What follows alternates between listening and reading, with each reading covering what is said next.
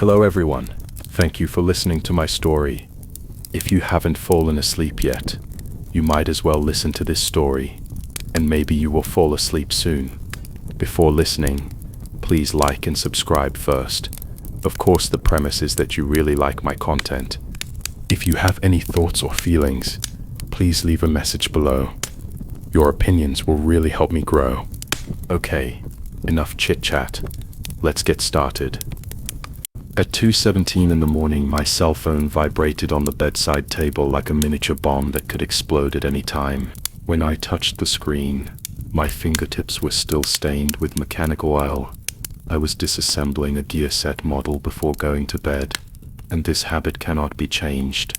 Sebastian Alvarez is dead, the operator's voice sounded like rusty gears. In the study, preliminary time of death is midnight. My fingers paused.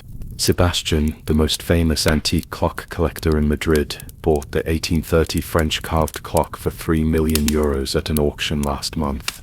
When we arrived at the manor, the study door was open. Medical examiner, old Pedro straightened up, his white gloves stained with dark red. Semi-rigidity consistent with death. At midnight, I glanced over the body. The old man was lying on the desk with his right hand resting on an open diary.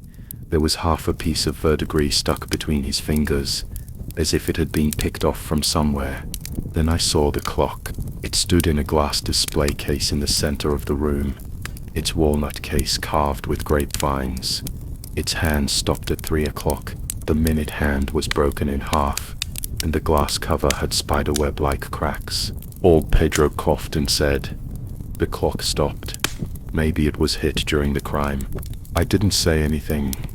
I bent over and got close to the bell, with the tip of my ear almost touching the wooden shell. There is sound. It was very light, like the sound of a mouse gnawing on metal. I closed my eyes, and those sounds materialized into gears in my mind. The main wheel, center wheel, second wheel. They should have been still, but one small gear was still vibrating slightly, as if it had been forcibly stuck by some external force, and was left with inertia. Someone has moved it. I opened my eyes. It didn't stop naturally. Old Pedro raised his eyebrows. "Did you hear it again?" I didn't respond. Everyone in the bureau knows about my problem. I'm overly sensitive to mechanical sounds. They call me Gear Hunter, and I take it as a compliment. At 4 o'clock in the morning, Jose, the manor's butler, came in with a surveillance hard drive. He was 70 years old and very hard of hearing. His voice sounded like knocking on iron sheets. 3 o'clock. The master is still in the study. The surveillance screen popped up. At 3 o'clock in the morning, Sebastian, wearing a dark gray robe, flipped through the bookshelf with his back to the camera, his hands moving back and forth among a row of clock ornaments. Then he turned around and the picture suddenly blurred for a moment. When it became clear again, he was bending down to touch the glass cover of the carved clock. "That's not right." I frowned. "What?" Jose moved closer to the screen. "There's a problem with the screen switching." I pointed to the timeline. From 301 to 302, there are 2 frames missing. Jose was stunned. "Impossible. The surveillance I checked has definitely not been moved." I didn't argue. Machines don't lie, but the people who operate them do. At daybreak, the restorer from Paris arrived.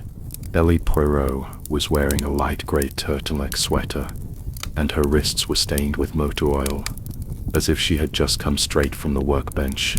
She stood in front of the clock and lightly traced the crack with her fingertips. "It's not a collision." "What?" I asked. "The direction of the cracks on the glass cover." She raised her head, her eyes like quenched copper. "If it was an external force, the cracks should radiate from the force point to the surrounding areas. But here," she scratched along the lines, "it is cracking from the inside out." I looked closer. Indeed, there was a small dot in the center of the crack, as if something had hit it from the inside. "Someone has opened the clock." Ellie's fingers touched the bottom of the clock case. "There are signs of prying here. The spring assembly is not worn properly." It has been opened at least 3 times in the past 2 weeks. My heart tightened. Sebastian cherished these antiques, like his life. Who could dismantle the clock under his nose? Ellie turned around. Can you take the clock back to the lab? I need to check the gears inside. 2 hours later, I stood at the door of the evidence room and watched her use fine tweezers to pick up the minute hand that had been broken into 2 pieces. There were dark red marks on the metal surface. Blood. The blood didn't splash there, Ellie said suddenly. Blood spatters have atomized edges. She held up the minute hand. This is from friction. When the deceased's fingers ran across the gears, I thought of the hands of the corpse at the scene. The patina between the fingers might have come from this gear. This is even stranger. Ellie opened the clock cover and pointed the tweezers at a small gear. Its worn surface is on the side. Normal gears have worn tips, but the sides seem to have been forcefully stuck. Her fingertips lightly touched the gears and suddenly stopped. Her eyelashes trembled, and she stared down at the gears, her pupils contracting slightly. What's wrong? I asked. It's okay. She quickly withdrew her hand. I may need to contact my mentor to check the structure of the same clock. I didn't ask any further questions. Restorers always have some quirks, just like me being sensitive to mechanical sounds. In the evening, Ellie stayed in the lab to continue disassembly. I flipped through Sebastian's diary, and the last page read, "Someone is eyeing my time collection. Time collection." His antique clock. There was a noise in the laboratory. I pushed the door open and saw Ellie staring at a scan of the gears on the computer, her finger against her lips. "Jane," she looked up. "The time of death may be wrong." "What?" "This gear." She pulled up the enlarged image. "There are traces of high-temperature oxidation on the surface." She paused. "High temperatures will accelerate the decay of the body, causing the forensic doctor to misjudge the time of death." My heart beat faster. "Are you saying that someone turned up the temperature in the study to make the body look like it died earlier?" "More than that." Ellie lowered her voice, her fingertips unconsciously stroking the edge of the gear. Its trajectory. She suddenly stopped and shook her head. "I need confirmation." I didn't press her. Her fingers were still on the gears, her knuckles white, as if she was restraining something. When she left, Ellie stood in front of the window, holding the bloody gear in her hand. The setting sun shone on her face, and her shadow was cast on the still pendulum. Who would manipulate an antique clock to conceal the time of death? She said softly, as if asking me, or as if asking herself. I didn't answer, but I know that the answer is hidden in the high temperature marks on that gear, in the edited surveillance footage, and between the lines of Sebastian's diary. Late at night I received a message from Ellie. "I have contacted teacher Mathilde. She has a restoration file for the same clock from the 19th century." I stared at the screen of my phone, the sound of my heartbeat drowning out the sound of the wind outside the window. The gears of truth are beginning to turn. I stared at the screen of my mobile phone. The message alert tone was particularly clear in the middle of the night. Ellie said that teacher Mathilde sent the file. I got out of bed, put on my coat and ran to the lab. She must still be waiting for me. The lights in the laboratory were not turned off. Ellie sat in front of the computer, her fingers quickly flipping through the PDF pages. When she looked up, her eyes lit up frighteningly. "Look at this." On the screen was a maintenance record from 1873. The ink was a little blurry, but the key sentence was circled in red. "The Lord requested that the fire in the study fireplace be turned up to maximum for 3 hours. Rigor mortis set in early, decomposition accelerated, and the coroner misjudged the time of death." My throat tightens. Is it the same as Sebastian's? High temperatures can speed up the decay of corpses by 2 to 3 times. Ellie put her fingertips on her temple. The medical examiner inferred that the man died at midnight, but in reality, maybe even later, or earlier, I added. If the murderer wanted to create the illusion that the deceased survived until 3 o'clock, the actual time of death may be before midnight. She stood up suddenly, her chair scraping against the ground with a harsh sound. Go check the HVAC system. The next morning, I sat in the Manor Properties office. The monitor tapped on the keyboard. The temperature control recorded the study room on the night of the incident. I retrieved it. The curve on the screen suddenly soared at 1 a.m., reached a peak of 32 Hz at 3 a.m., and lasted until 5 a.m. before falling back. I took the photo and headed straight to the housekeeper's room. Jose was wiping the silver candlesticks. When he looked up, he looked apologetic. I'm hard of hearing and can't hear the machines at night, but the master never lets the study exceed 25 degrees Celsius, saying that high temperatures are bad for clocks. Who has the authority to change the temperature? Only, sir, or, he paused, or someone who knows the password. Password. Sebastian's codes usually involve clocks. I think of the bronze pocket watch that hung in his study, engraved with 1896, the year he was born. Has Charles Darcy been to the hall? Jose nodded. He came to discuss the will last month, and stayed in the study for 2 hours. The gentleman taught him to adjust the time on the clock. 2 hours is enough to remember the password. I clutched my phone and texted Ellie. London, tomorrow. The rain in London is as fine as fog. Charles's apartment was in Mayfair. He was wearing a dark grey suit and smiled appropriately when he opened the door. You two are here for your uncle's case. Ellie directly showed her phone. Explain this video. His expression did not change. I had a video call with my uncle at 3 o'clock, and the surveillance camera recorded it. The footage has been edited, I interjected, but we want to see the original footage. He turned and took out a photo from the drawer. Sebastian on the screen was sitting at a desk with a clock hanging behind him, the time showing.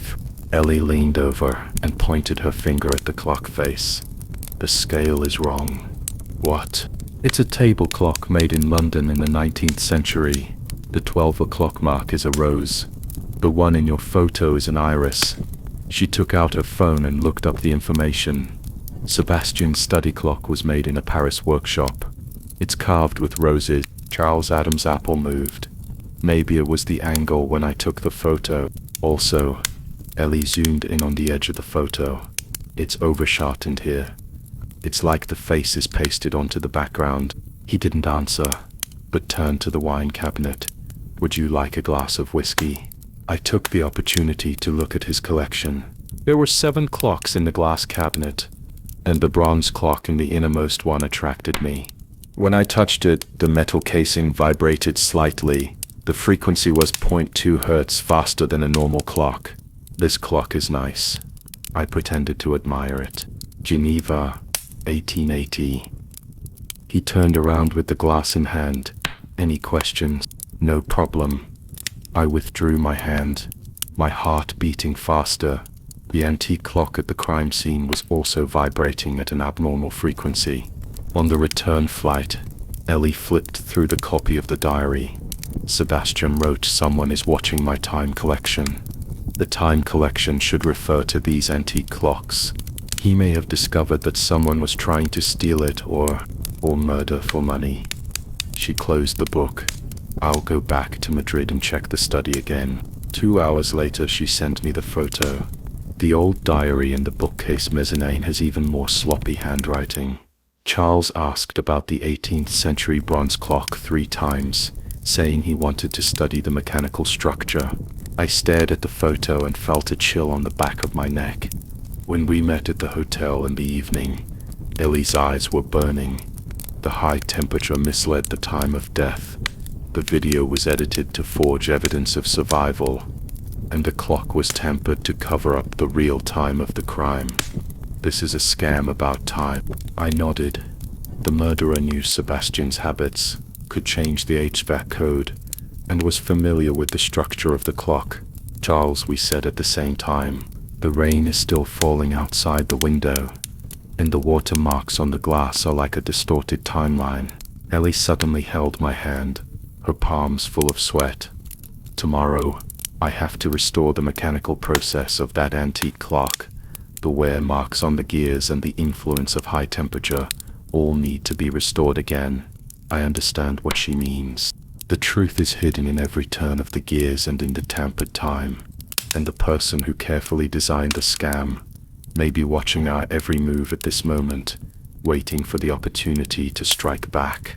I stared at the message from Ellie on my phone. The lab is ready.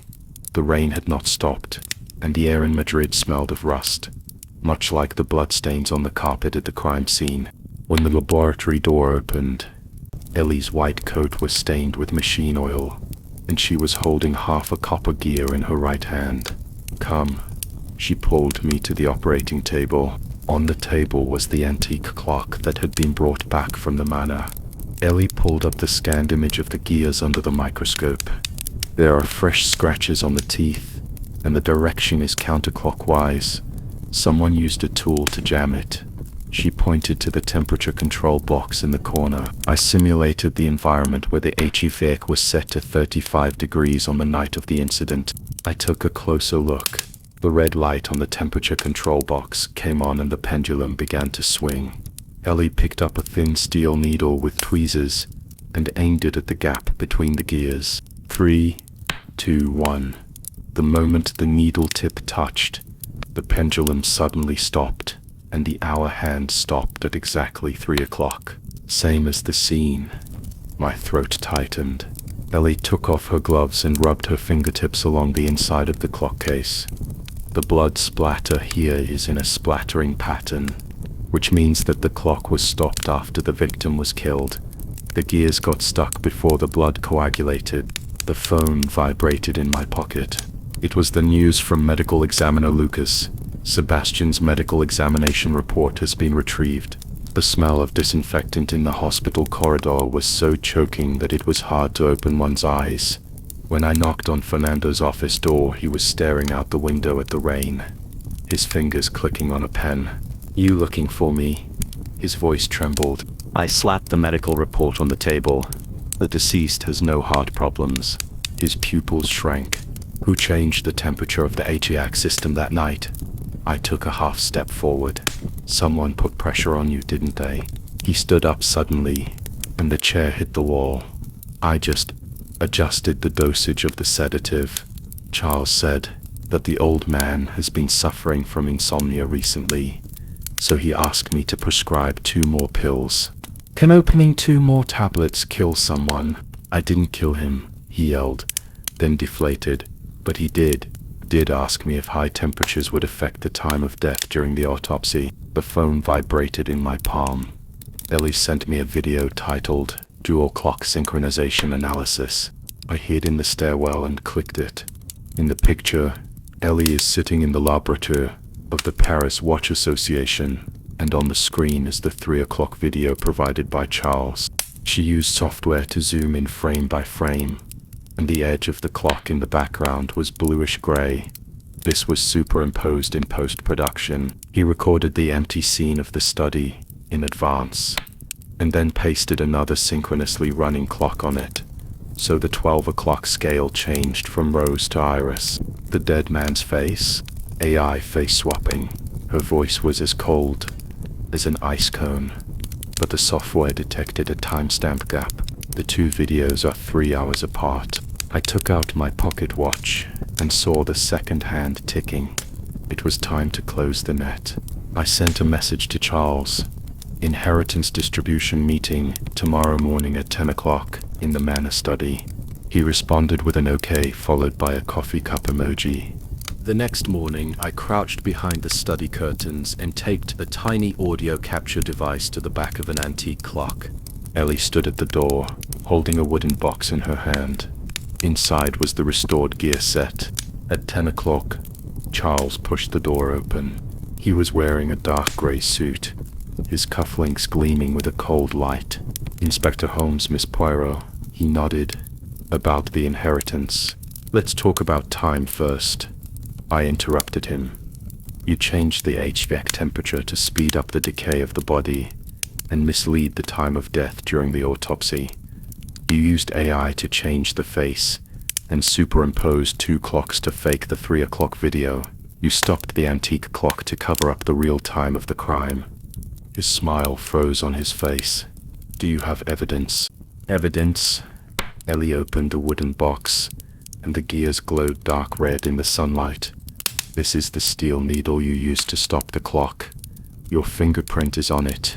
She played the laboratory video again. The experiment of stopping the gears in a high-temperature environment is exactly the same as the one at the scene.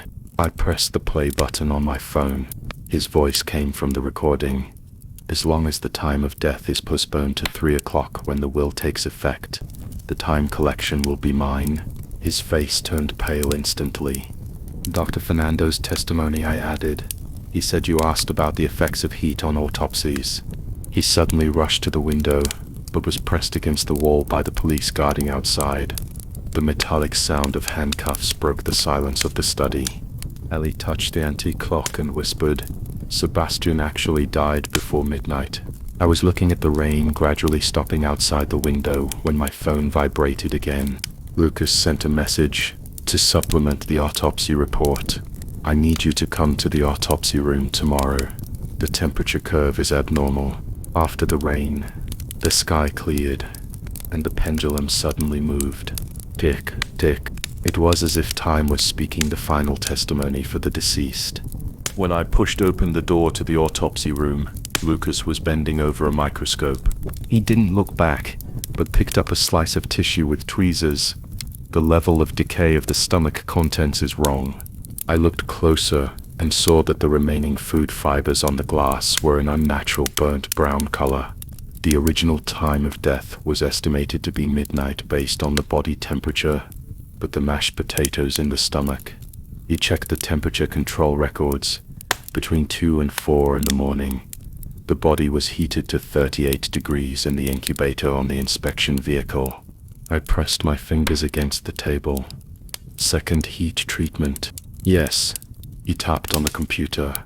The first time, the HFET in the study was turned up to 28 degrees, to speed up the decay, causing us to misjudge the time of death. The second time, the temperature was increased during transportation in an attempt to muddy the waters further. I took out my phone and sent a message to Ellie. Charles is crazier than I thought. 20 minutes later, Eli and I stood outside Fernando's apartment. When he opened the door, there was sweat on his forehead, and 2 buttons on his shirt collar were crooked. Detective, come in. I moved sideways to block his retreat. He knocked over the medicine cabinet as he turned. The glass bottles rolled all over the floor, and one of them, a small dark brown bottle, rolled to a stop at Ellie's feet. There was no label, and the bottle was covered with light yellow powder. Ellie squatted down to pick it up, her pupils suddenly constricted. The residue in the teacup in Sebastian's study, the composition detected, is consistent with this. She looked up at me. It's a neuroleptic, which can cause people to faint suddenly, if they can't wake up. Fernando's Adam's apple moved. I stepped forward and asked, Charles asked you to add it to his medicine. He suddenly knelt down and grabbed my trouser legs with both hands. He said that he would just make Mr. faint, but he wouldn't die. I really don't know. Ellie squatted down and said in a voice as soft as a needle, the dose in the teacup is enough to make a healthy person unconscious for 6 hours. Sebastian fainted before midnight, so it is impossible for him to be looking for a clock at 3 o'clock. That video is completely fake. Fernando cried out. He said that the will take effect at 3 o'clock, as long as the time of death is after 3 o'clock. My phone vibrated at this moment. Ruthold's name popped up, and Ellie picked up the phone and put it on speakerphone. Ellie, I checked the archives of the 1892 Paris Watch exhibition. Those carved clocks have a dual time mechanism. When the hands on the surface stop, the internal gears can continue to move. The old professor's voice was urgent. Someone may use this to make the clock look stopped, but it is actually still running. Ellie stood up suddenly. The man o'clock. As we rushed into the study, the sun was filtering through the blinds and casting golden spots on the clock. Ellie put on white gloves and traced the carvings on the clock base with her fingertips.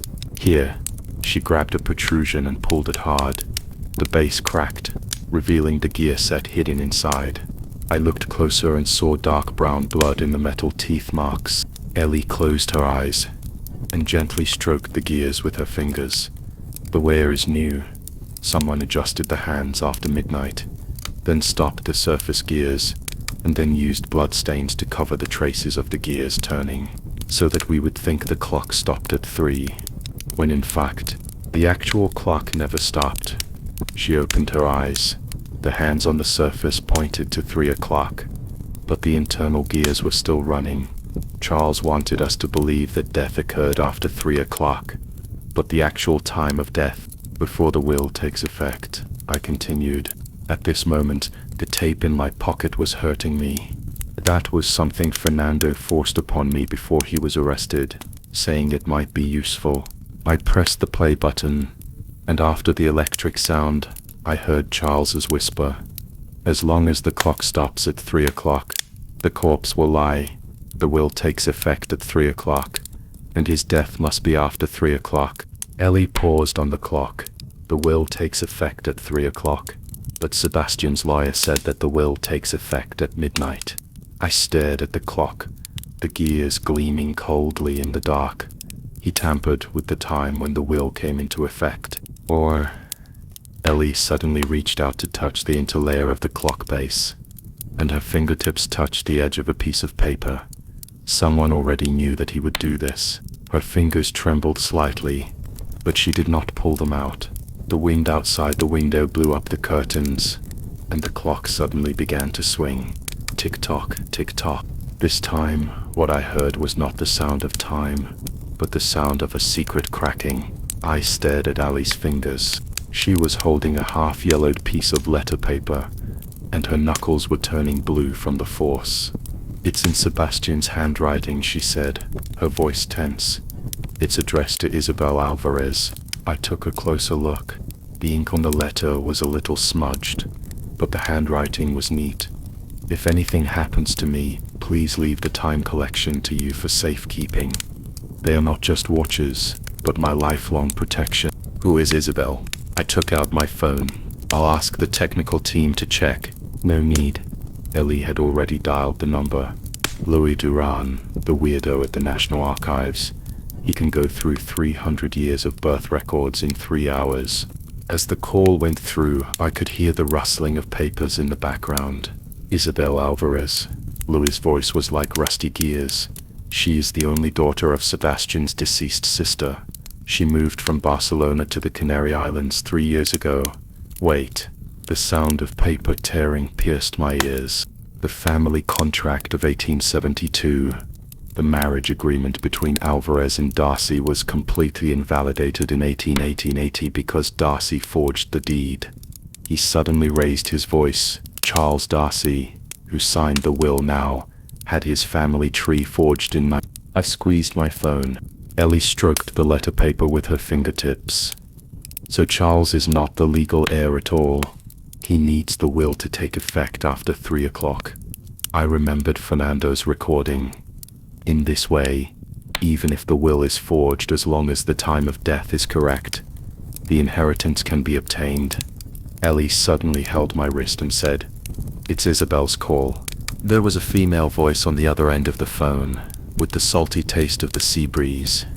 "I received an email from the police. I'm at the Madrid airport now. Can I see you now?" 20 minutes later, Isabel stood at the door of the study. She was holding a brown paper bag, and her hair was still damp. "This is an old photo my grandfather sent me." She pulled out a yellowed black and white photo and wrote in pencil on the back, "Grandfather's clock hides the truth." The photo shows a little girl in overalls, standing on tiptoe to reach a clock. There was a line of Latin engraved on the edge of the clock face. I leaned over to make out the words, "Tempus non mentitur." Time does not lie. "This is my 10th birthday." Isabel's fingertips stroked the photo. "Grandfather said that real time cannot be trapped by gears." My throat tightens. These are the words engraved on the inside of my badge. "Machines can't lie." Ellie suddenly squatted down and re-examined the antique clock. Her nails scraped across the gap between the gears, and with a click, a copper piece half a finger long popped out. There were crooked numbers engraved on it. Sebastian's diary. I took out the book from the evidence bag and quickly flipped through the pages. July 15, the heartbeat of the old clock, hidden 5 seconds before sunset. Ellie looked up. The sunset time is 19:30, and the first 5 seconds is 19:29:55. That's not right. She suddenly pointed out the window. The shadow of the blinds. The sun shone through the blinds, casting 17 golden spots on the ground.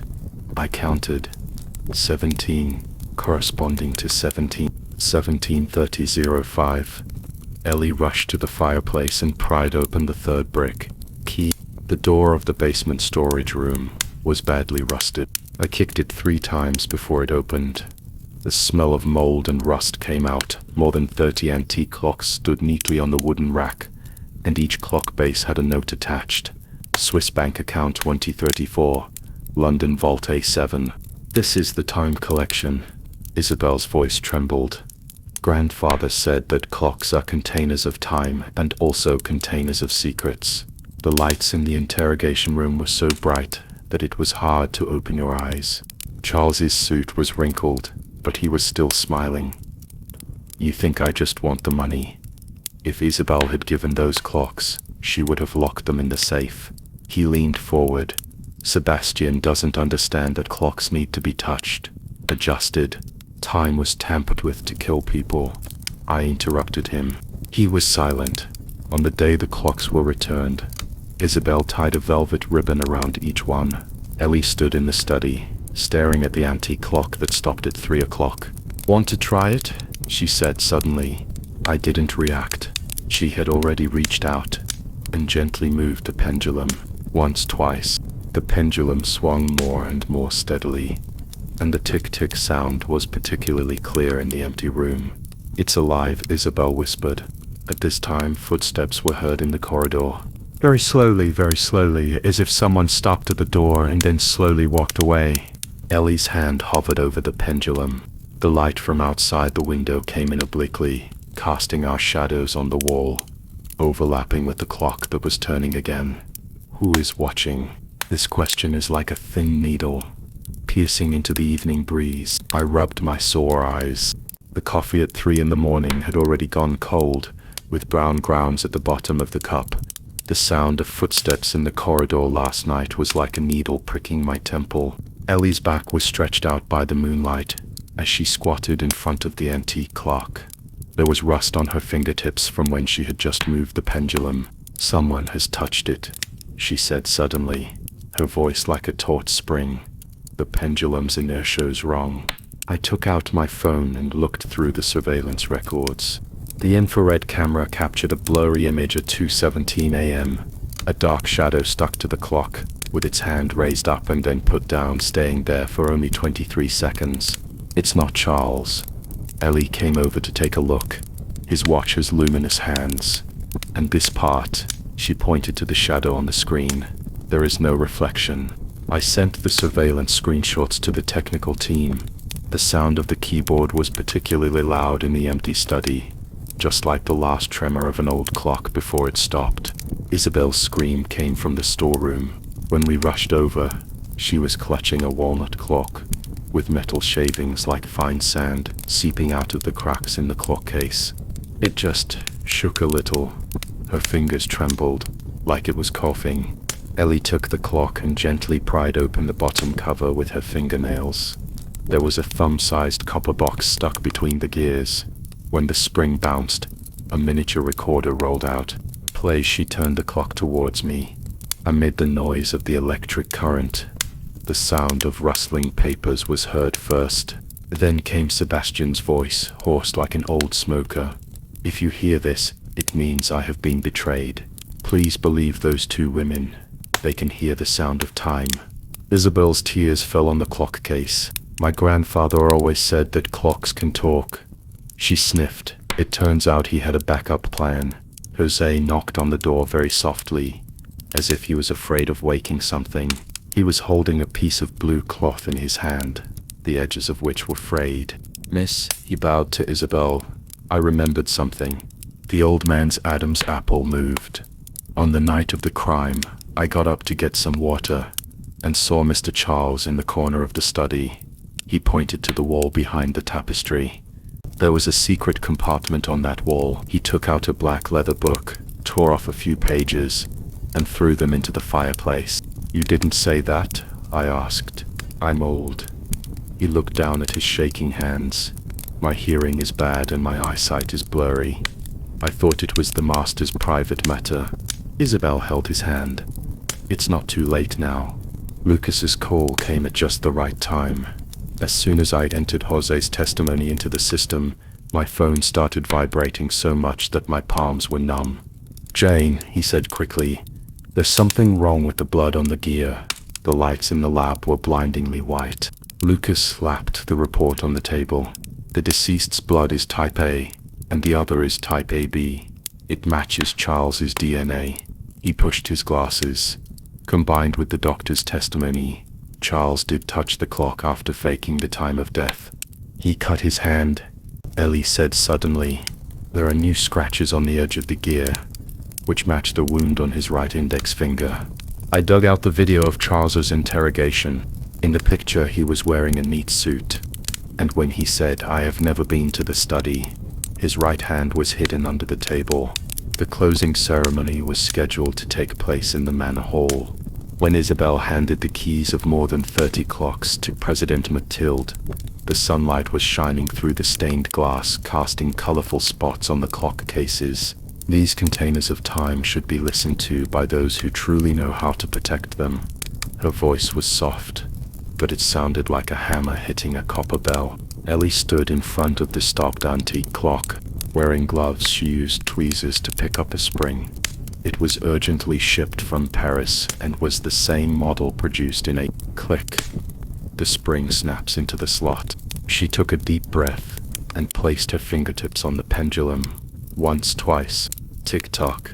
The sound of the bell is like a stone dropped into a deep pool, echoing layer by layer. I looked at the clock face that was turning again, and suddenly remembered the words on the inside of the police badge. Machines don't lie, but it will wait, I whispered. When she left, Isabel held the clock on which her last words were recorded.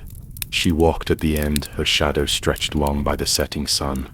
As I passed the exhibition hall, I looked back at the restarted clock. A blurry figure was reflected on the clock glass. It stood behind the door, with only half of its foot wearing black leather shoes showing. Ellie's grip suddenly tightened. She looked at the clock in Isabel's arms, and her Adam's apple moved. What's wrong? I asked. The timing gear of that clock. She stared at the copper handle of the clock. It seems to have turned half a circle just now. The evening breeze lifted the curtains and made the documents on the table rustle. I took out my phone to take a picture of the reflection on the clock face, but when I aimed the camera, the shadow had disappeared. Isabel's clock suddenly rang. It's not the hourly time. It was 2:17, exactly the same time as the shadow appeared in the surveillance video. As Isabel walked away holding the clock, Ellie's nails almost dug into her palms. She stared at the copper handle of the clock, her Adam's apple moving. Jane, I want to listen to Sebastian's last words again. I followed her back to the police station and watched her take the small clock out of the evidence bag. The black shell was still stained with the deceased's fingerprints. She pressed the play button, and a hoarse male voice mixed with the sound of electricity came out. My time collection should be given to someone who truly understands them. Stop. Ellie suddenly raised her hand. She took out her cell phone to record the audio, and then found the surveillance video of the antique clock in the study. At 3 o'clock on the night of the incident, the ticking sound of the pendulum was clearly audible. Background sound. She put the two audio clips side by side. There is a pendulum resonance in the will recording. The frequency is exactly the same as the one in the study. I frowned. The deceased clearly died at midnight, and the surveillance footage at 3 o'clock was fake. Could it be that he may have recorded his last words earlier? Ellie grabbed her coat and said, Let's find Lucas to do a voice print comparison. Under the fluorescent lights of the laboratory, Lucas pushed up his glasses. The two pendulum sounds come from the same space. He called up the waveform graph, but the amplitude is different. That means the recording time is different. My spine tensed. This means that Sebastian recorded his suicide note at least twice, one near the actual time of his death, and another that Charles edited into the fake surveillance video. Jose, I took out my cell phone and called the housekeeper. Did Charles not clean up the ashes in the fireplace when he burned the documents? There was silence for 2 seconds on the other end of the phone. My wife said she wanted to keep it as a souvenir. Half an hour later, Jose and I were crouching behind the fireplace in the study. He used a copper shovel to dig away the charred ashes, and suddenly there was a bang sound.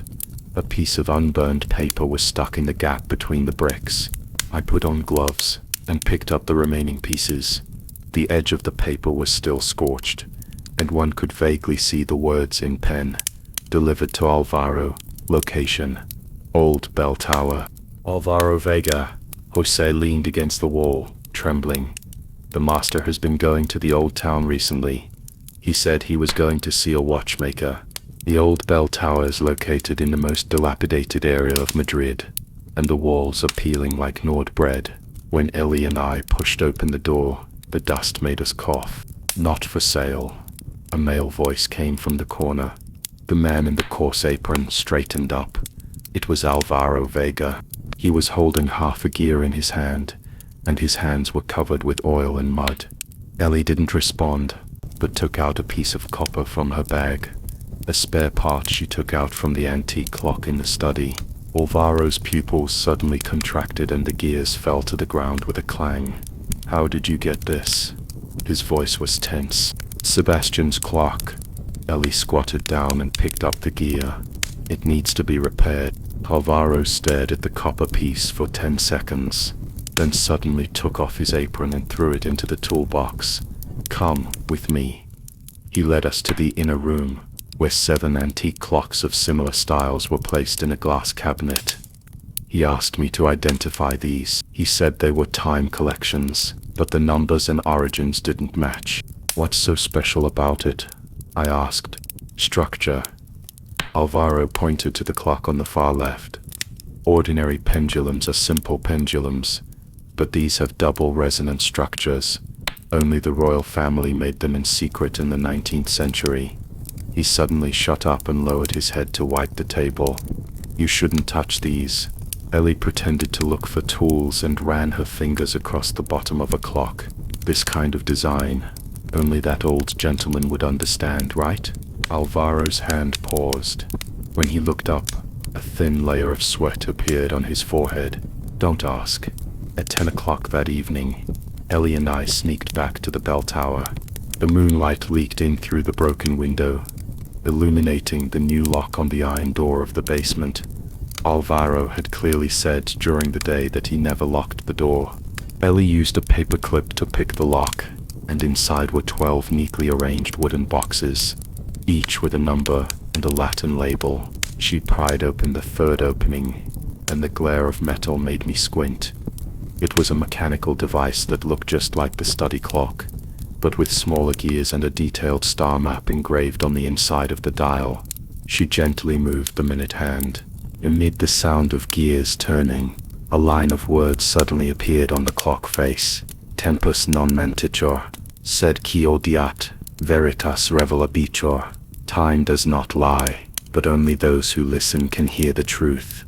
Pepper, Jane. Ellie's voice trembled. This is... Shh. I held her shoulders. Footsteps came from the stairs. We quickly hid behind a wooden box and saw a dark shadow flash in, wearing black gloves.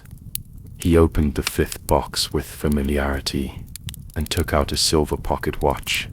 You finally woke up, he whispered, his pocket watch glowing coldly in the moonlight. When his footsteps faded away, I took out my phone and took a picture. On the back of the pocket watch was engraved the letter C, exactly the same pattern as Charles Darcy's cufflinks. Ellie stared at the line of Latin and stroked the clock face with her fingers. Jane, These clocks may contain Sebastian's secret account books. I clutched the photo on my phone. Moonlight leaked into the basement, illuminating a piece of burnt paper stuck to the bottom of the wooden box. The pattern was exactly the same as the fragment in the fireplace in the study.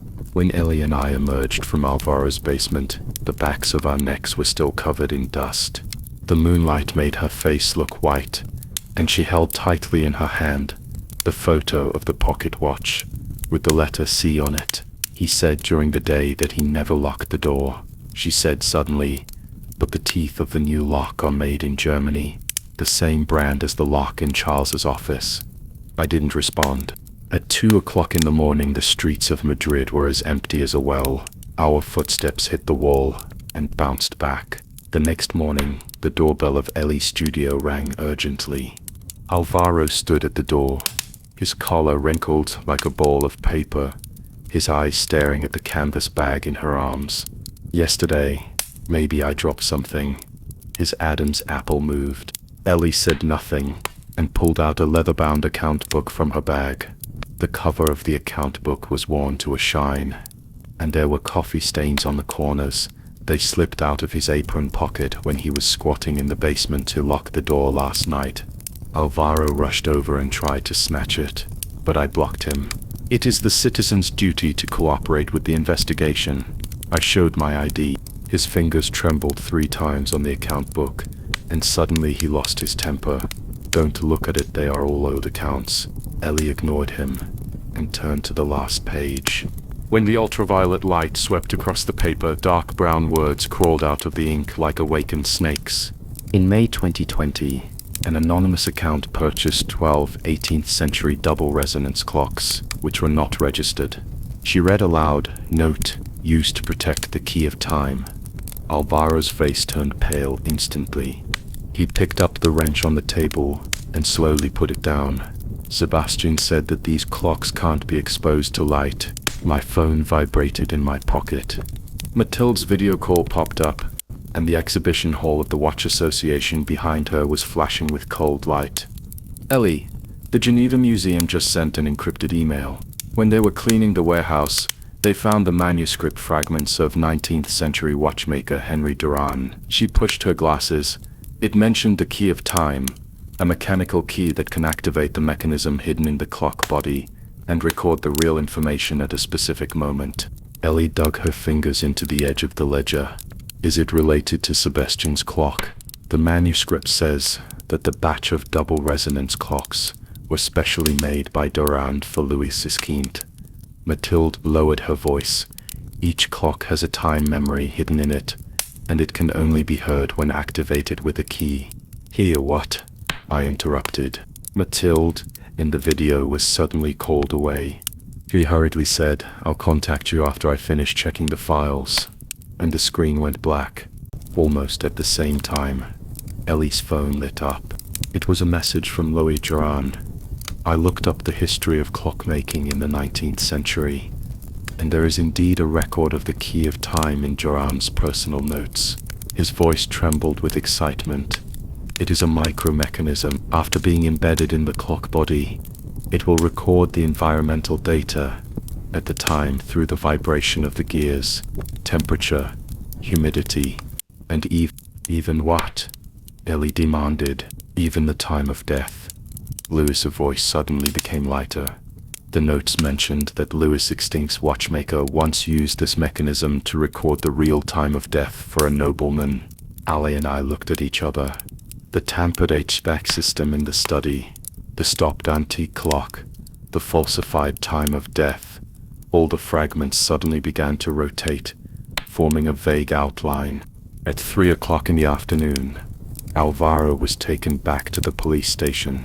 He sat in the interrogation room, staring at the wall clock, his Adam's apple moving again and again. I was just helping him fix the clock. I really didn't know he was hiding so many things. Ellie pushed the account book in front of him. 12 double resonance clocks, the key of time, and Charles' pocket watch. If you don't tell me, you will be the next one to enter the interrogation room. He suddenly covered his face. The sound leaking out from between his fingers was as muffled as knocking on iron. 3 years ago, Sebastian found me and said he wanted to collect Durand's double resonance clocks. He said that these clocks contained things that could prove his innocence. He took out a velvet box from his underwear pocket. I wanted to give it to you in the basement yesterday. Inside the box was a silver pocket watch with a C on the back worn dark. Ellie used a watch knife to pry open the back cover, and a line of crooked numbers was engraved between the gears. 40 Bull 25 North Latitude. It matches the symbol in his diary. Ellie took out the deceased's diary and turned to a certain page. There's a cross drawn here, and the starting point of time is written next to it. I opened the Maps app. The coordinates are located at the San Ignacio Monastery on the outskirts of Madrid. It has been abandoned for 30 years, and even Google Maps only has blurry satellite images. At 10 o'clock in the evening, our police car rolled over the gravel road outside the monastery. The moonlight made the broken wall look like white bones. The lock on the iron door was drooping, and there were fresh pry marks on the keyhole. Ellie squatted down and picked up the metal parts on the ground. In the flash of the phone, it was a piece of copper gear teeth, exactly the same part as the antique clock in Sebastian's study. Someone got here before us. I reached for the pistol at my waist and knew we were coming. The wind poured in through the holes in the broken wall, blowing Ellie's hair across the parts. She suddenly looked up, her eyes passing through the remaining window of the monastery and falling into the deeper shadows. There was a half-open wooden door, and from behind it came the faint sound of gears turning. I held my pistol tightly and followed Ellie over the broken wall of the monastery. The moonlight made the gravel look white, and the gear teeth in her hand were still stained with rust. The pattern of the parts that fell off the antique clock in the study was exactly the same. The first basement floor. Ellie suddenly stopped, and the tip of her shoe hit a raised stone slab. There were fresh chisel marks on the edge of the stone slab, and half a brass washer was stuffed in the gap. The shock absorber of the Durand double resonance clock. Alvaro said he used this when he repaired the clock. We walked down the sloping steps. The smell of mold and rust came up. The light of the mobile phone swept across the wall, and the faded icons could be vaguely seen under the moss. When she reached the bottom floor, Ellie's beam of light suddenly stopped. The entire wall was engraved with clock patterns, large and small, with pointers in different directions, like shattered fragments of time, coordinates in the pocket watch. She took out the silver pocket watch. The marks on the back cover glowed coldly in the light. 40-25 North Latitude, 3-41 West Longitude, which corresponds to noon in the Madrid time zone. She ran her fingertips across the clock face on the stone wall and stopped at the 5th from the left in the 3rd row. The hand of this clock points to 12. I took 2 steps back. Ellie took a deep breath and pinched the edge of the clock face. The sound of metal friction made my ears hurt. The clock face slowly turned half a circle, and then made a click sound. Then came the 2nd, the 4th, and when the 5th clock face fell into place, the whole wall made a dull sound. Dust fell down. The stone wall cracked in the middle, revealing a dark hole. I walked in first with my gun raised. The secret room is not big, and in the center stands a mechanical clock that is as tall as a person. The bronze shell is covered with vine patterns. The hands stop at midnight, and the pendulum is still on the far right. Ellie's breath brushed the back of my neck. This is not Durand's design. The gear arrangement looks like an 18th century palace astronomical clock. I reached out and lightly touched the bell. As soon as my fingertips touched the bronze, my skin began to vibrate, very lightly, like a heartbeat, but irregular. I closed my eyes, and the track of the gears meshing emerged in my mind. The main gear was turning, but the secondary gear was stuck, as if the pause button was pressed. It didn't stop. I opened my eyes. It's a delayed start, waiting for a certain signal. Ellie's voice was tense. Simple. The sudden male voice startled me, and I turned around. Fernando held onto the door frame, his forehead covered in sweat and the hem of his white coat stained with mud. He stared at the clock, his Adam's apple moving. "I followed you here." Sebastian left the clock not to reveal the truth, but to block it. He stumbled over. "It must be turned off now." I leaned over to block the clock. "Why?" "Because of the key of time." He grabbed my wrist, his nails almost digging into the flesh. He said that once this clock is started, all secrets will be crushed, including his own. Ali suddenly grabbed the corner of my clothes. She held up her pocket watch, and the tiny key in the back glowed. "Here's the key." Fernando's hand loosened instantly. He took 2 steps back and knocked over the pottery jar in the corner. "Don't believe him, that old guy. He doesn't care about the truth. He only cares about the clocks." Ellie said nothing. She picked up the key with watch repair pliers and aligned it with the slot on the bottom of the clock. The click sound of metal colliding rang out in the secret room, and the clock face suddenly lit up with a faint blue light. The pointer began to reverse, from 0 to 11 and 10, and the pendulum also began to swing, faster and faster. The whole wall was shaking. Stone chips fell down with a crackling sound.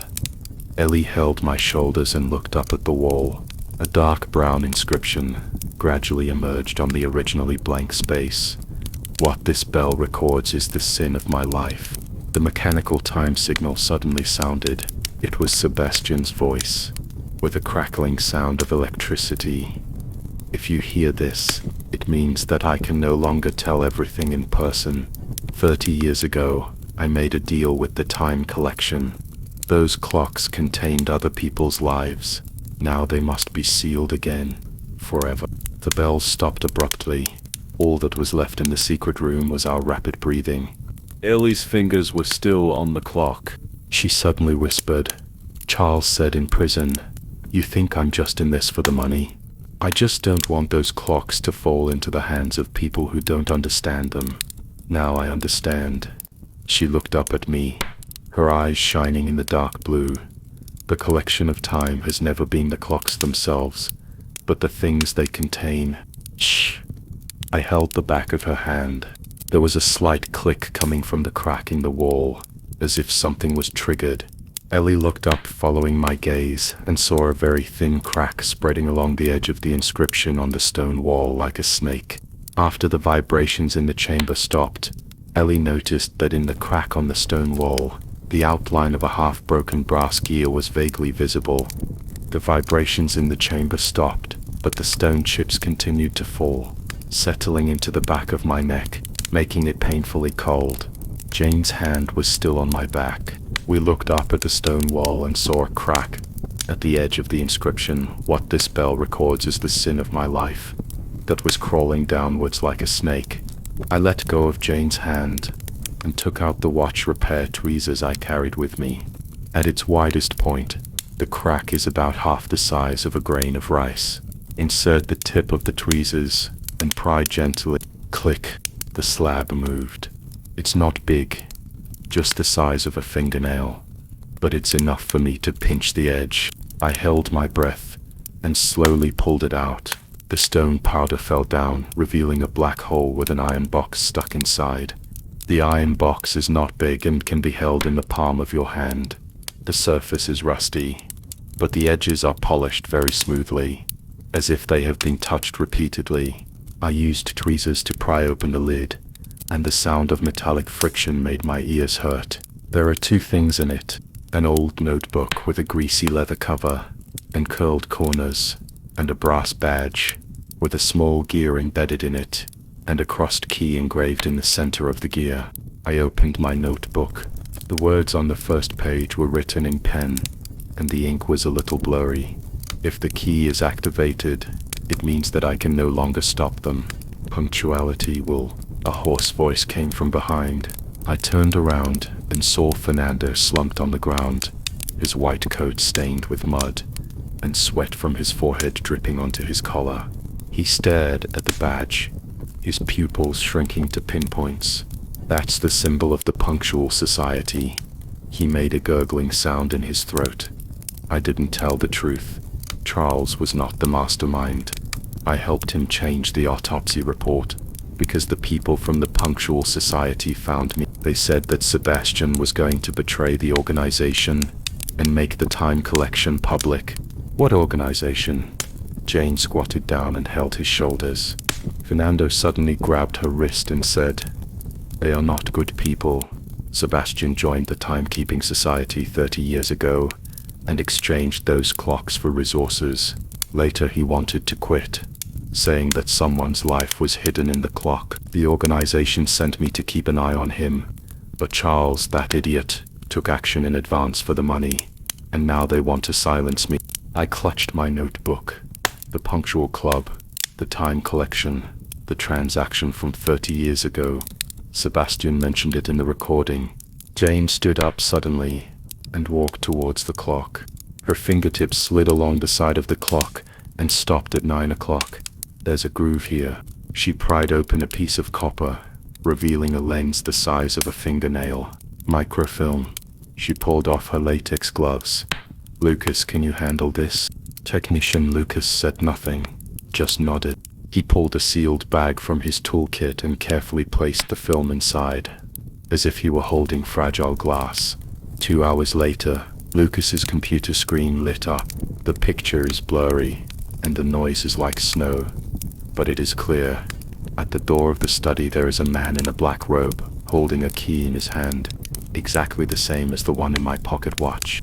"It's him." Alvaro suddenly spoke up.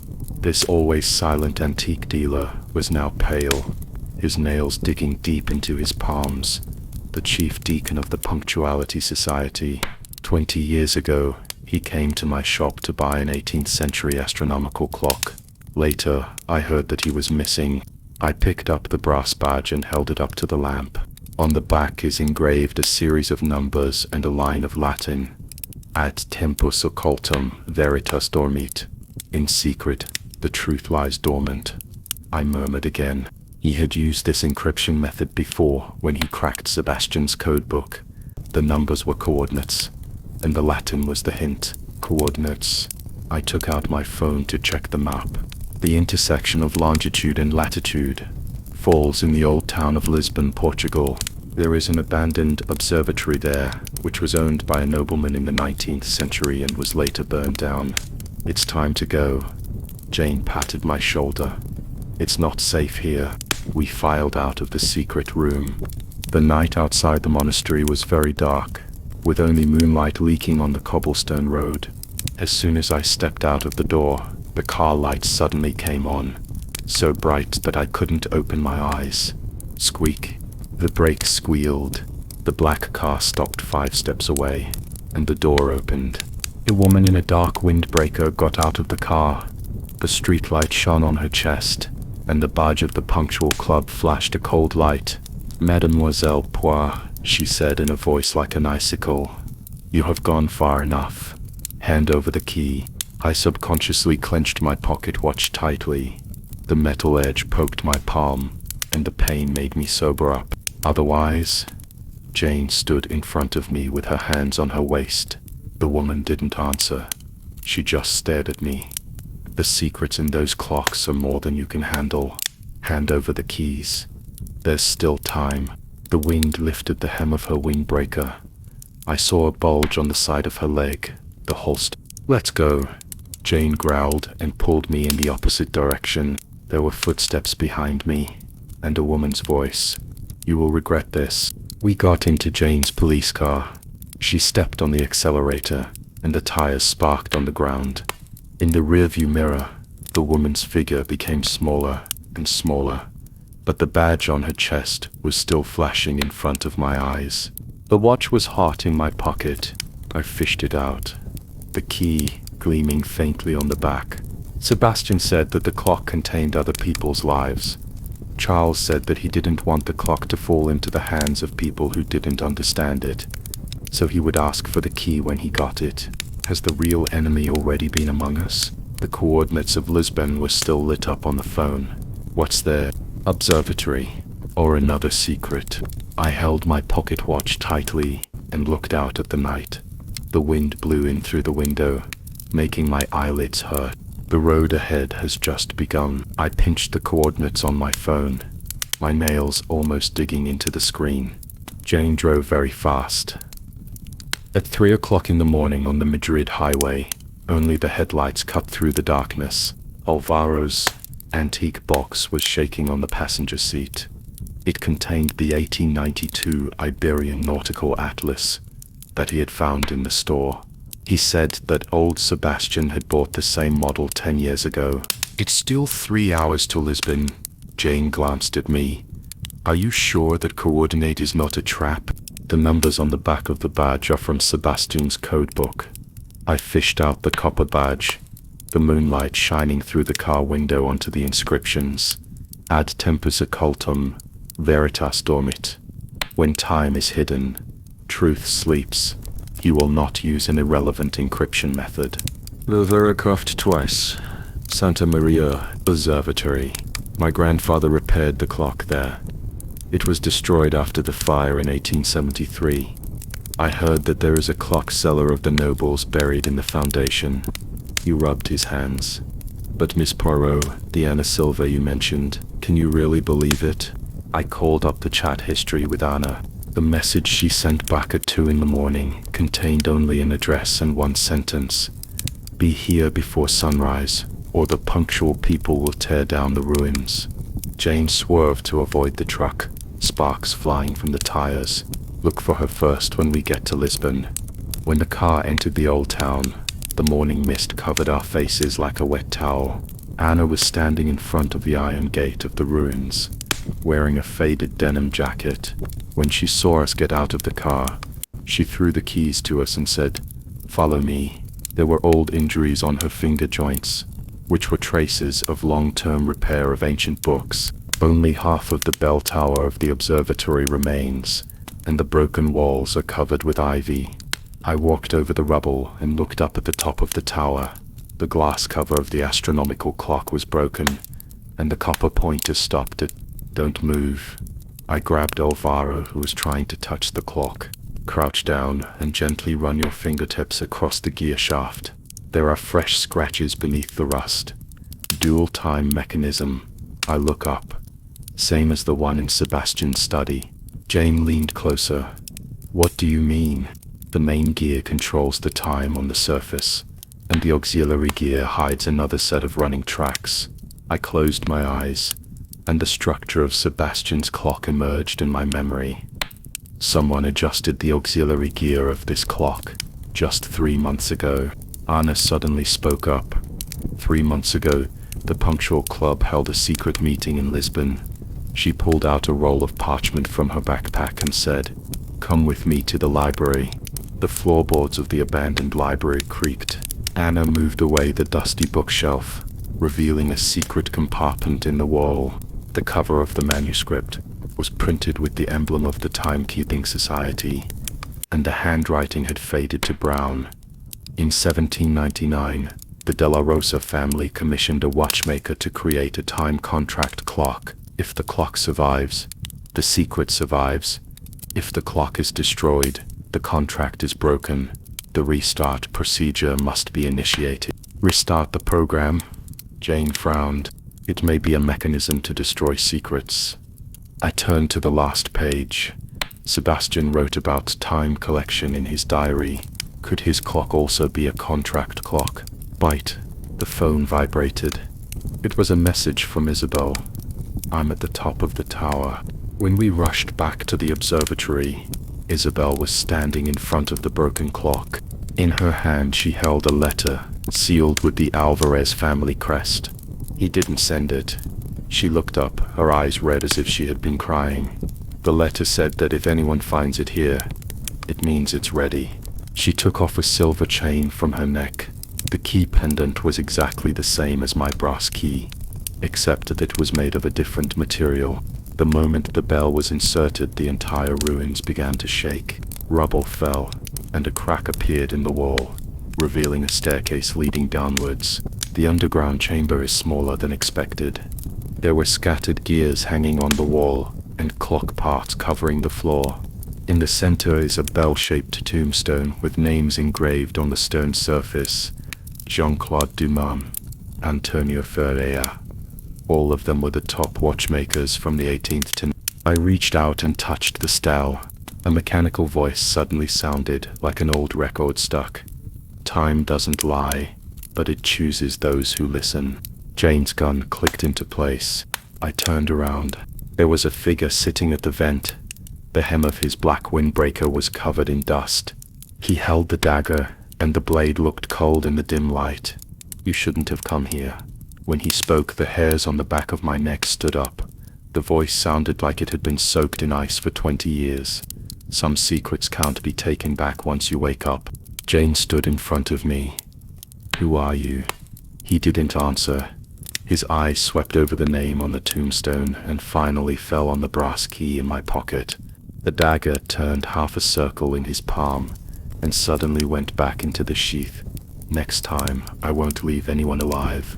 Before he finished speaking, he had already jumped onto the ventilation duct, leaving only the crisp sound of metal hitting the ground. It was a badge of the Punctual Club, and the side facing us had fresh scratches on it. Anna picked up the badge, her fingers shaking. "This is the mark of Raimundo Cortez." I took out my brass key. It was burning, as if it wanted to burn the secret into my palm. The morning mist has lifted in Lisbon. The sunlight shines in through the gaps in the ruins, illuminating the names of the watchmakers on the tombstones.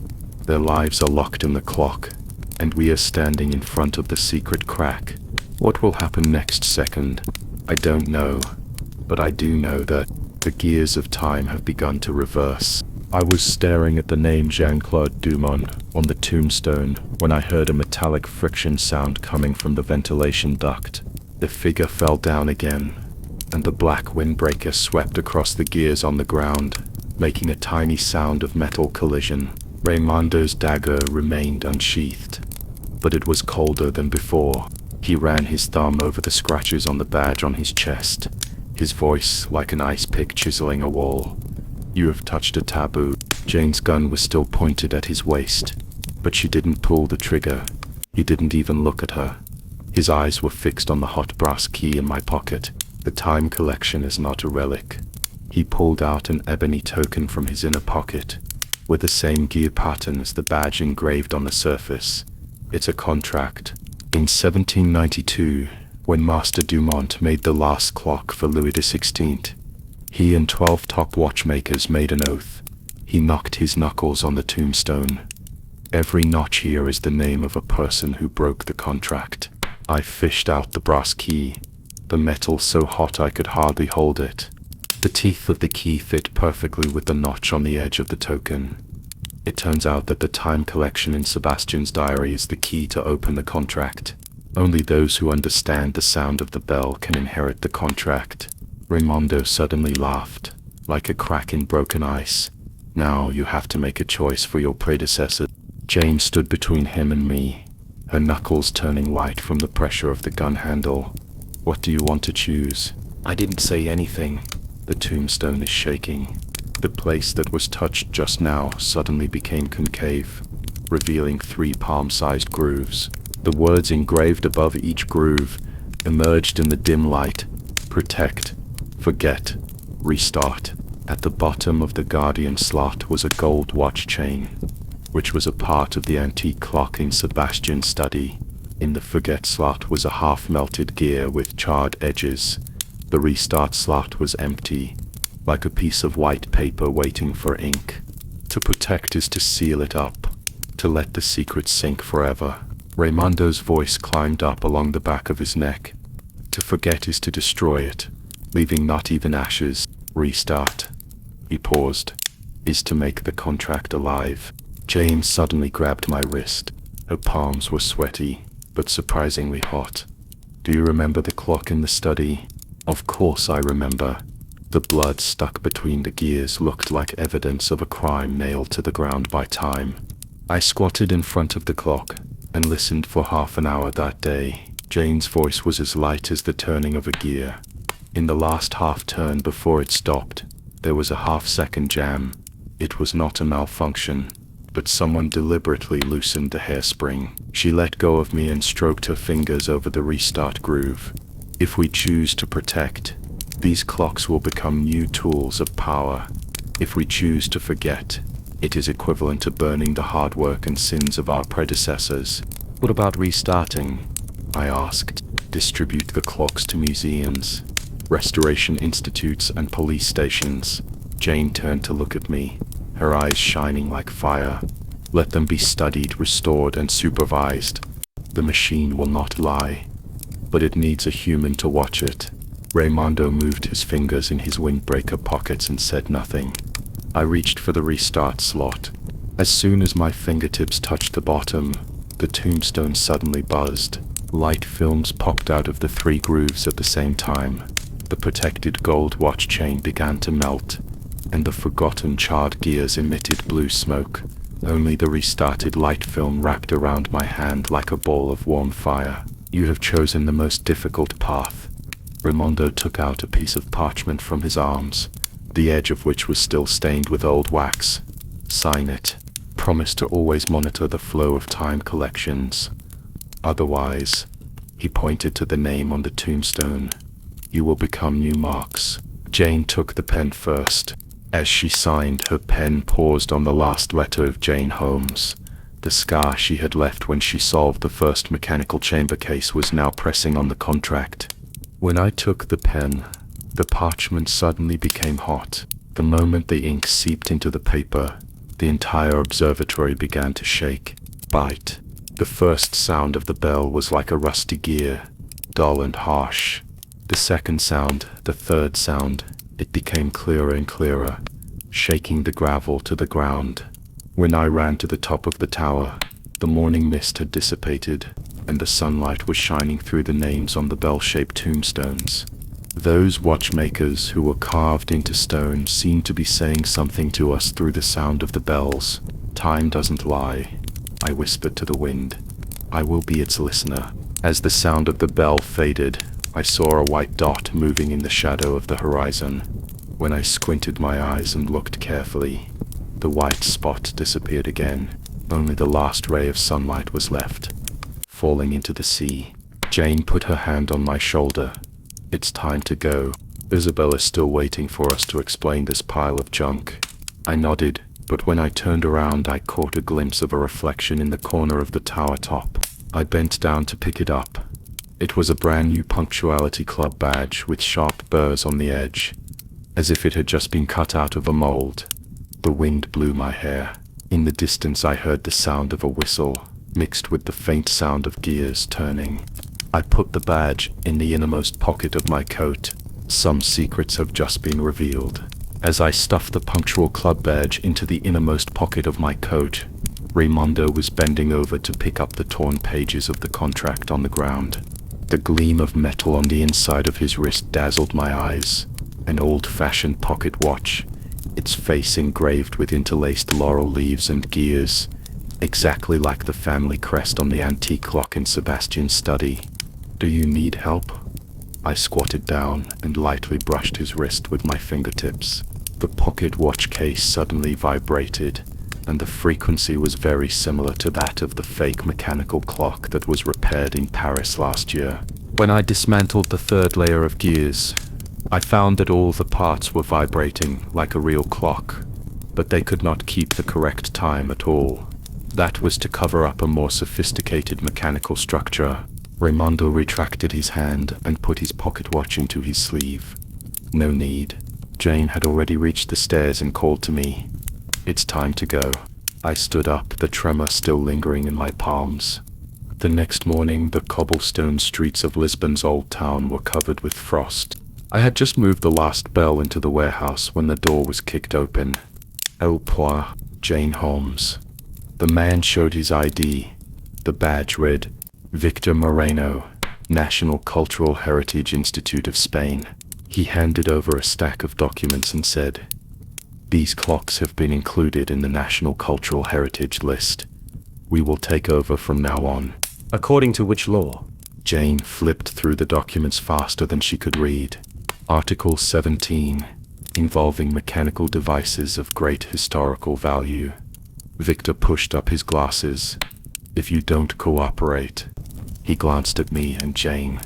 We have the right to investigate your connection with the Punctual Club. Jane suddenly stopped turning the pages. I knew she had discovered it. The words punctuality meeting were not mentioned in the document, but Victor's threat was like a thorn, piercing the place we care about most. A car horn was heard outside the warehouse. Victor's assistants began to move boxes, and the sound of metal clashing hurt my ears. Wait. Jane closed the document. A joint custody committee will be established, with members including the police, the Cultural Relics Bureau, the Watch Association. She glanced at Raymondo in the shadows in the corner, representatives of certain organizations that do not want to reveal their identities. Raymondo's Adam's apple moved. Otherwise, Jane's voice was like a tightened spring. I can write a report on the connection between the Punch Club and Sebastian's death, and submit it to the European Union Cultural Office. Victor's face turned pale. Raymondo was silent for a moment, and nodded. At noon, Anna found me in the library basement. She brought a yellowed copy of the 19th century European watchmaking yearbook, the spine of which had been re-sewn with fine linen thread. The contract you signed last night may not be about protection. She opened the book and the old photo in the middle fell out. The photo shows a group of men in suits, each with a Punctual Club badge on his chest, and the background is a building that looks very similar to an observatory. Written on the back in fading ink, a contract is not a protection, it is a seal. The Timekeeping Society originated in 1873. Anna lowered her voice. Their initial mission was to look after a group of abnormal clocks. These clocks could interfere with time, or, she paused, be interfered with by time. I touched the pages of the yearbook, and they felt like aged gear oil. Sebastian's study clock might be one of them. Anna stuffed the photo back into the book. They're afraid it might be restarted. When I was sorting out the list of watches in the afternoon, I slipped into the warehouse under the pretext of looking for tools. I pried open the back cover of the study clock. I took out the micro-resonance chip from my pocket. It was given to me by my mentor Mathilde, and can record the vibration frequency of the gears. As soon as my fingertips touched the main gear, the chip suddenly became hot, as if it was sucked by something. Click. My hand shook, and the chip fell into the gap between the gears. There was a noise outside the window. I looked up and saw a dark shadow flash across the glass, leaving a vague outline in the morning mist, like a human shadow or some kind of metal structure. As night fell, all the lights in the observatory came on. I stood in front of the bell-shaped tombstone, and the wind blew the sound of the bell into my ears. Time doesn't lie. The sound appeared again, clearer than last time, like the vibration caused by the friction of gears hitting the skull directly. I suddenly remembered Raymondo's pocket watch, Anna's photo, and the suction force when the chip fell into the gear. Perhaps from the day I touched the restart groove, I was drawn into an older game, and now this game is pushing me towards the center. My phone vibrated in my pocket. It was a message from Jane. Louis contacted me and said there is a new lead in the archives. I stared at the name on the tombstone and suddenly understood what Anna meant. Time doesn't lie, but it chooses those who listen, and I may have been chosen. The phone screen felt hot in my palm. When Jane's message popped up, I was staring at the words on the tombstone, and the wind blew the sound of the observatory's bell into my ears. Let's go. Jane's car stopped outside the cemetery, and the sound of the engine was like a taut string.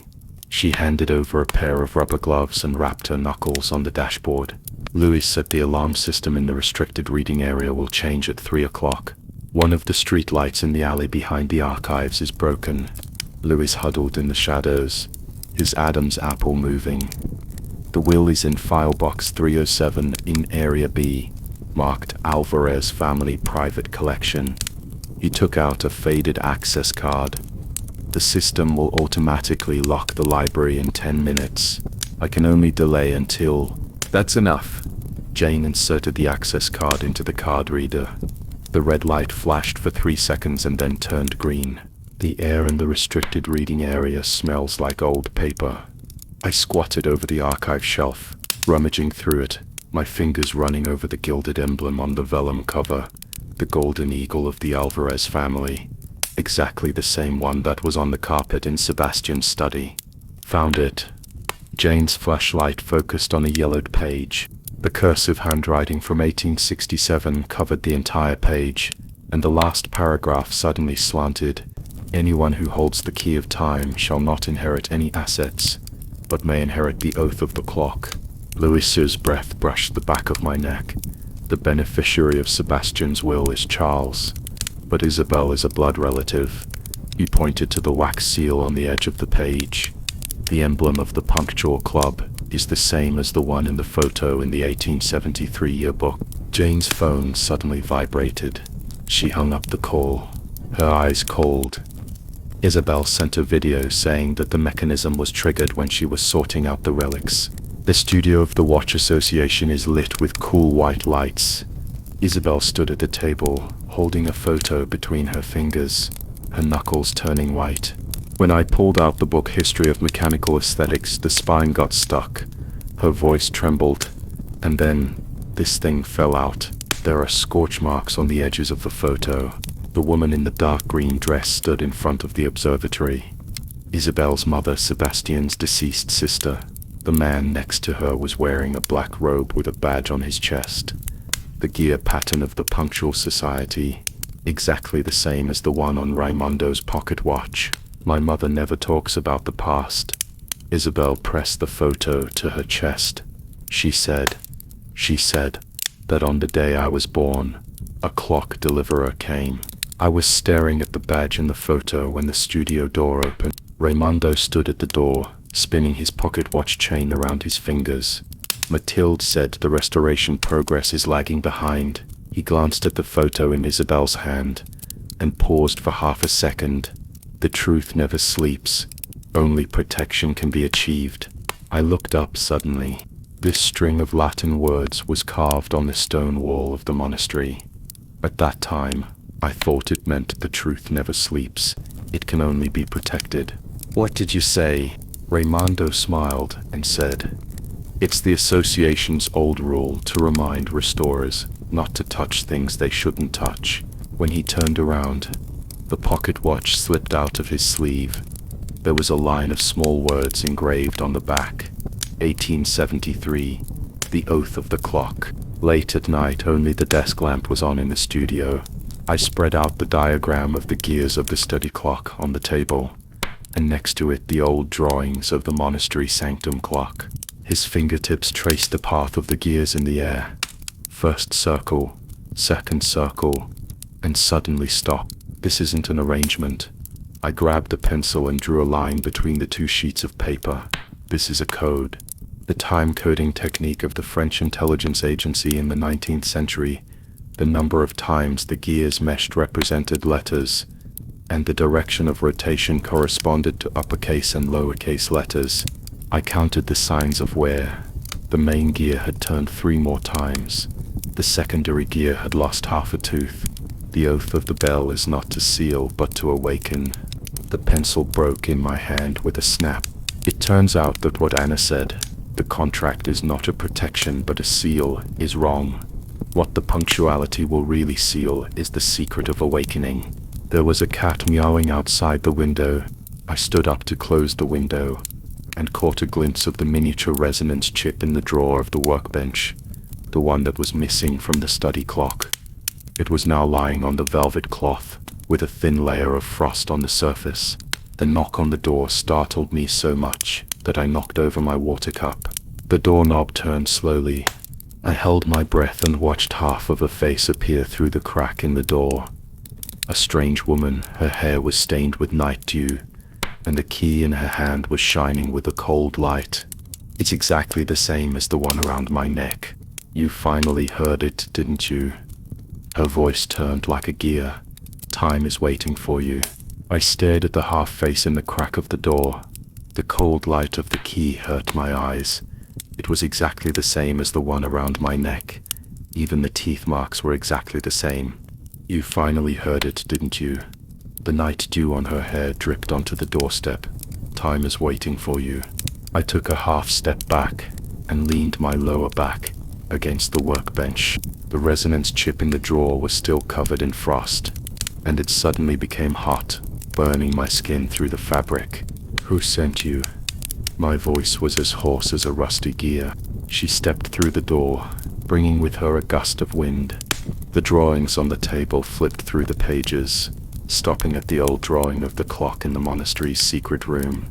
New timekeepers. Her fingertips traced the gear pattern on the drawing.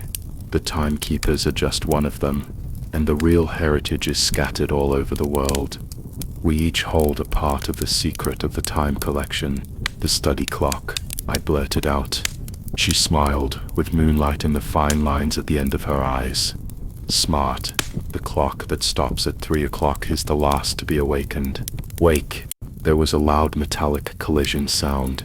Raimondo was standing at the door at some point, his pocket watch chain wrapped around his knuckles, and the muzzle of his gun pointed at the woman's brow. The veins in his neck bulged, and his voice sounded like crushed gears. Are you crazy? When the clock starts, the lies of the past will collapse. I froze in place. Jane flashed out from his side, her back against me, and her voice was as steady as a calibrated balance wheel. Put down the gun. She stared at Raimondo's shaking wrist. If you don't tell the truth, we have no choice. The muzzle of Raimondo's gun trembled and finally dropped to the ground. His throat rolled. The oath of 1873 was taken to keep a secret. Seal it. The woman sneered. You've made a mistake. She took out a metal disc from her pocket. The surface was engraved with the same pattern as the key. The real oath is to awaken. When the disc was inserted into the base of the study clock, the whole clock began to buzz. I looked closer and saw dark golden powder seeping out from the tiny cracks in the copper casing. It was gold foil used for mechanical lubrication, and was only used in the oldest palace clocks. The needle began to move. The second hand turned backwards, and the minute hand trembled and climbed up to 2, then stopped at 47. The pendulum suddenly emitted different frequencies, clicking like Morse code. May 17th, 1873, 2:47 in the morning. The woman pressed the clock face. This is the time when the clock pledge was signed. Her fingers were sweating. The one who died at that time was not the watchmaker, but Sebastian's great-grandfather. He killed the real master, stole the blueprints, and used the clock to fake the time of death. Jane suddenly grabbed my hand. Her palms were covered in cold sweat. So Charles's method is to repeat the sins of his ancestors. He didn't know that he was using a tempered tempering technique. The woman looked up. The Timekeeping Association has kept the murderer's secret for 100 years, and we have to wake up the clock and let time tell the truth. Raimondo suddenly covered his face. I saw the water glistening on his eyelashes. My master said before he died, the life of the association is locked in the bell. That's a lie. Jane let go of me and walked towards the clock. She ran her fingertips over the stopped gears. From the day Sebastian died, all the lies should be broken. She turned to look at me, her eyes shining like hardened steel. Ellie, start it. I reached for the back of the clock. The temperature of the resonance chip was transmitted through the palm of my hand, just like every old clock that had been repaired in my memory. Warm, with the vibration of time, the position of the gear latch emerged in my mind. The third circle of the main gear. The auxiliary gear is half a tooth less. Click. When the last gear fell into place, the whole clock made a clear sound. It was not an ordinary time signal, but a melody from a music box, a fragment of the Moonlight Sonata. Sebastian always played this tune at midnight, in the surveillance camera in his study. The clock face slowly opened. The yellowed letter paper lay in the secret compartment. The ink had faded to light brown, and it was signed Jean-Pierre Leclerc, Mathilde's great-grandfather. the most famous watchmaker in the 19th century. Only those who truly understand the meaning of time can hear its echo. I recited the last sentence, and when I looked up, the mysterious woman had disappeared. Raimondo leaned against the door, holding his pocket watch tightly, with fingerprints all over the dial. Jane came over and gently closed the clock cover. The clock has said everything that needs to be said. The manor was so quiet late at night that I could hear my own heartbeat. As we left, moonlight slanted in through the French windows and shone on the clock. The pendulum began to swing, once, twice, as if counting something. I looked back one last time. In the secret compartment on the clock face, half of a silver chain was exposed on the edge of the letter paper.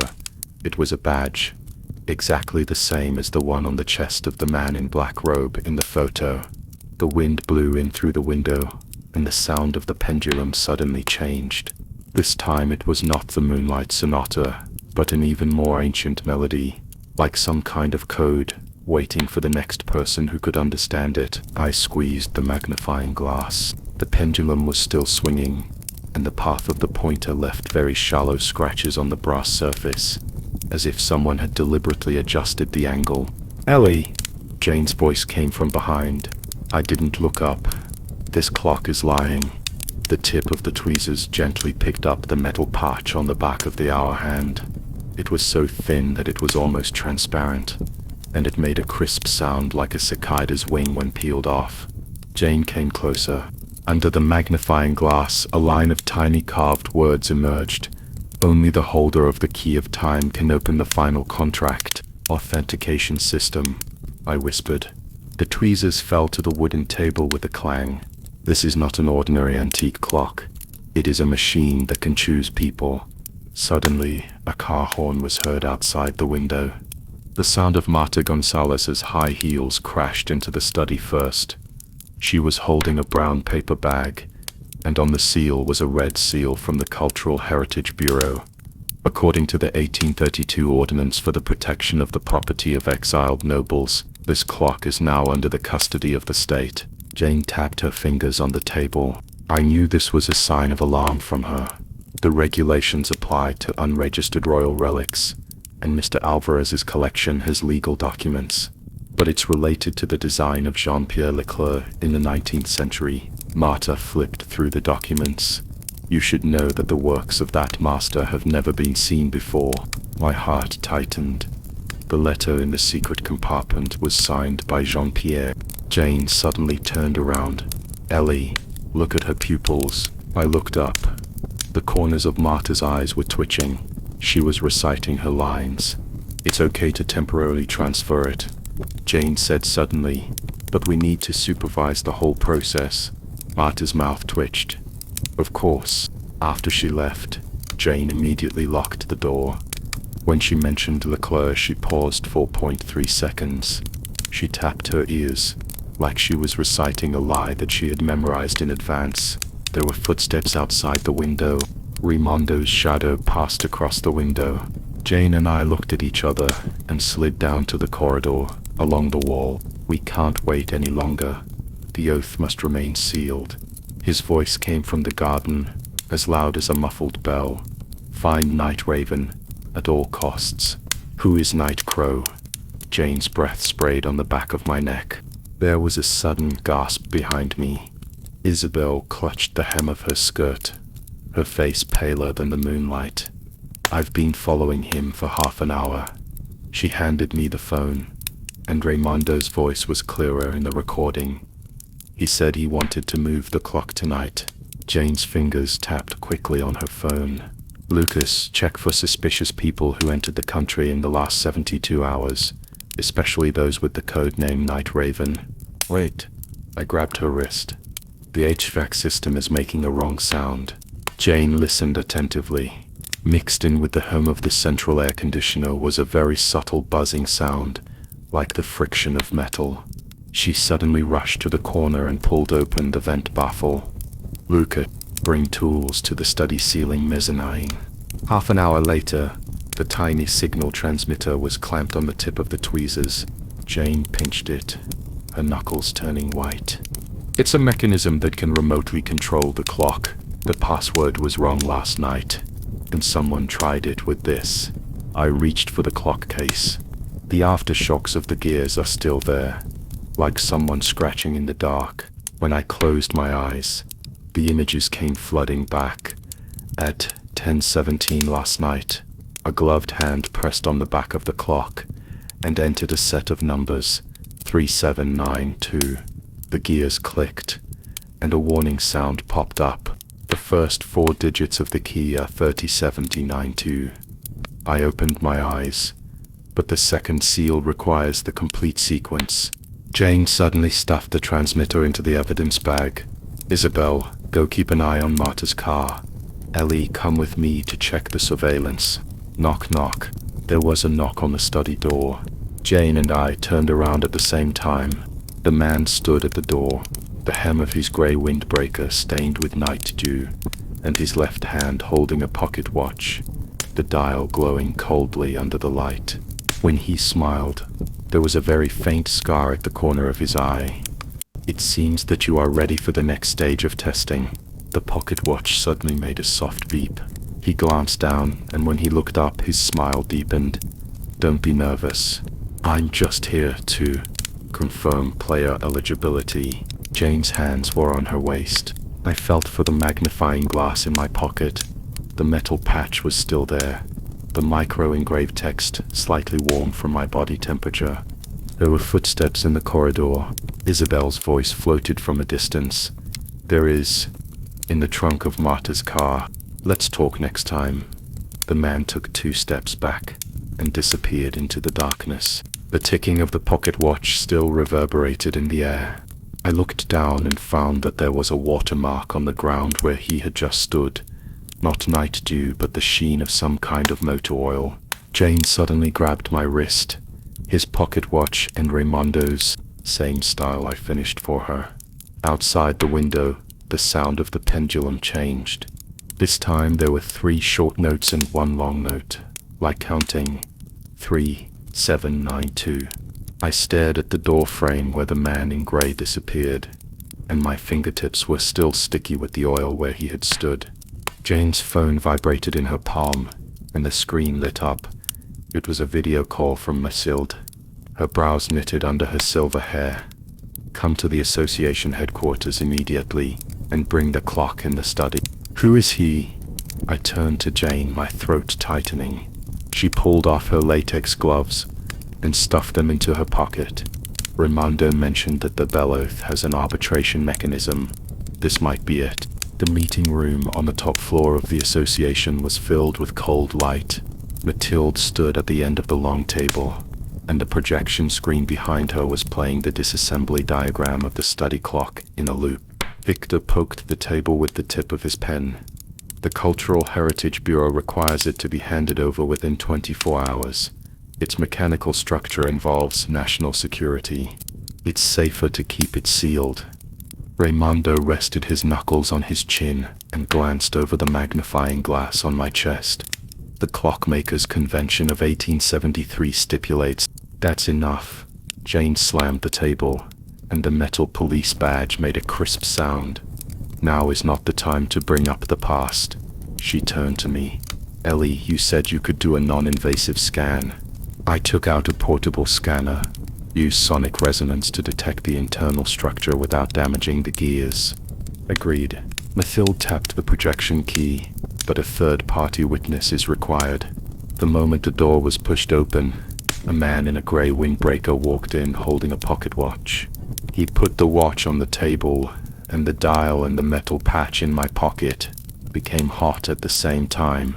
The key that I had dug out of the old clock in Versailles was now burning my skin through the cloth. The arbiter of time, Nolan Hawke. He ran his fingertips across the chain of his pocket watch. I am affiliated with the arbitration tribunal of the clock's oath. When he looked up, the scar at the corner of his eye turned white under the light. 3 key holders are present. You should see the real rules. The conference room suddenly became quiet. Marta's Adam's apple moved. Key.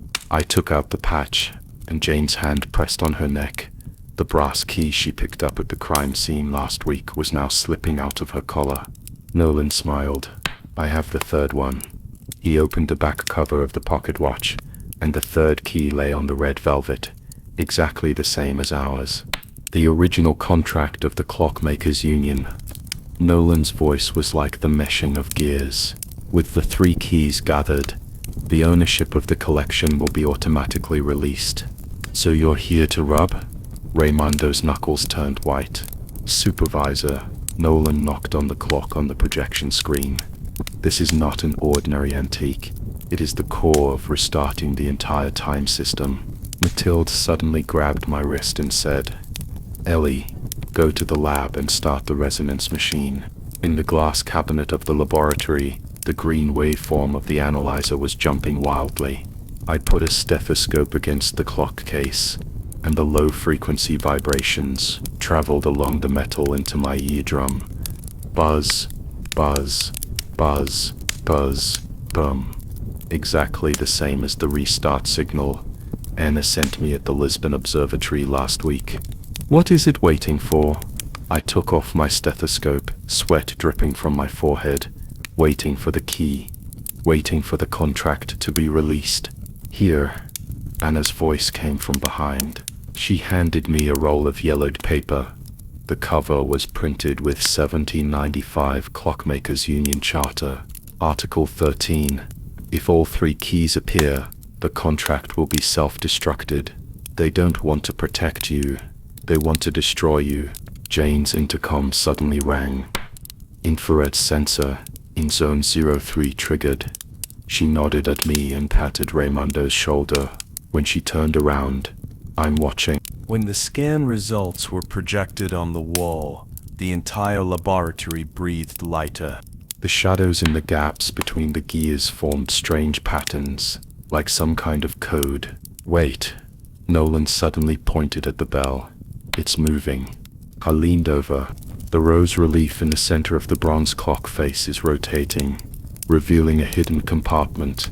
The yellowed piece of parchment slowly rose up, with very light blood stains on the edges. Sebastian Alvarez, Jane said the first name, her voice trembling. The second name was lighter in ink, but it gave me chills. Henry Durant, my grandfather's name. The parchment unfolded half an inch in the air, and then stopped. Nolan's pocket watch suddenly exploded, and he grabbed his keys and rushed to the door. They're coming. Jane's hand was on her holster, her eyes scanning everyone. I reached for the 3 keys in my pocket, and could feel them warming from the vibration of the clock. Hidden in the folds of the parchment was a half line of writing, and that is the real secret. With trembling fingertips, I gently pinched the edge of the parchment. The paper pages were so brittle that they seemed to break in the air, and the blood stains appeared dark brown under the warm light, like solidified time. Wait, Nolan's voice was like a strangled gear. Don't. I didn't stop. The moment the paper pages were unfolded, the smell of mold mixed with rust rushed into my nose. At the top is the gold-plated Clockmakers Union Agreement, dated March 5th. In the signature column, the handwriting of Henry Doran was as strong as a carving knife, and next to it was Alfonso Alvarez, Sebastian's great-grandfather. Time contract. Mathilde suddenly read aloud, and the reflection on her glasses trembled. I have seen this name in the Versailles archives. They say, a bunch of lunatics want to lock history into gear. No. Louis's voice exploded from behind. His hands were shaking as he held the file folder. The yellowed pedigree chart fell to the ground. Duran, Cortez, Darcy. He squatted down to pick up the paper, and pressed his fingertips heavily on the 4 words, Louis Duran. My great-great-grandfather is also on the contract list. The laboratory suddenly became so quiet that one could hear the sound of clock oil dripping. The gray-clothed man's fingertips tapped the edge of the table unconsciously, and the rhythm perfectly matched the tick-tock of the pendulum. Impossible. Raymondo's chair was knocked over, and he rushed towards the bell like a bull, with red eyes. This thing should not be seen in the light of day. Jane's thumb was already on the red button on the remote control. A blue light burst out with a sizzle, and the electromagnetic lock formed an electric grid around the clock. The moment Raimondo bumped into him, his whole body stiffened. He staggered and fell on the carpet, blood oozing from the corner of his mouth. "You have no idea what you released." I took out 3 keys from my pocket. They were incredibly hot, like 3 pieces of red-hot iron. Jane's brass key still hung around her neck, swaying gently with her breathing. When she bent over to pick up the key at the crime scene last week, I saw clock oil behind her ear. "Try it." Jane nodded at me. The moment the key was inserted into the slot, the gears made a tearing sound. The rose relief in the center of the clock face began to rotate, revealing a deep black metal box. When the lid popped open, a leather journal and a silver pocket watch slid out. I recognized the coat of arms on the back of the watch, the Alvarez family fleur-de-lis, exactly the same as the one on the painting in Sebastian's study. The handwriting on the first page of the diary is crooked, like an old man shaking hands. Time does not lie, but it chooses those who listen. Mathilde leaned forward to look, her breath sweeping over the page. It's Sebastian's handwriting. The following content sent chills down my spine. In 1937, when the Civil War shattered Madrid, members of the Time Covenant stuffed boxes of files into the secret compartment of the clock. In 1962, someone tried to tamper with the records in the clock by high temperature, but the old clockmaker stuck his wrist with the gears. And Sebastian discovered that in the investment records of his distant nephew Charles, a sum of money was remitted to the Timekeeping Society, the organization where Raimondo belonged. "They want to erase history," Louis said suddenly. His fingers slid across the old photo, clipped in the diary. In the photo, there were 3 men, wearing goggles, standing in front of a pile of gears and laughing, using clocks to destroy evidence and using high temperatures to falsify time. Just like this murder." Raimondo suddenly laughed, with a crying tone in his laughter. "So what? History is a little girl who can be dressed up by anyone." "No." I closed the journal. The sky outside the window was already turning white, and the morning light shone through the blinds, gilding the pendulum of the clock. Time is not a little girl. It is a witness, a ledger, a knife engraved on the gears. Jane squatted down and fastened Raimondo's handcuffs to the table legs. Her badge flashed in the morning light. "So you tampered with the HVAC system to falsify the time of death, edited the surveillance footage, and even bribed the doctor. You thought you could make time lie. But the gears remember."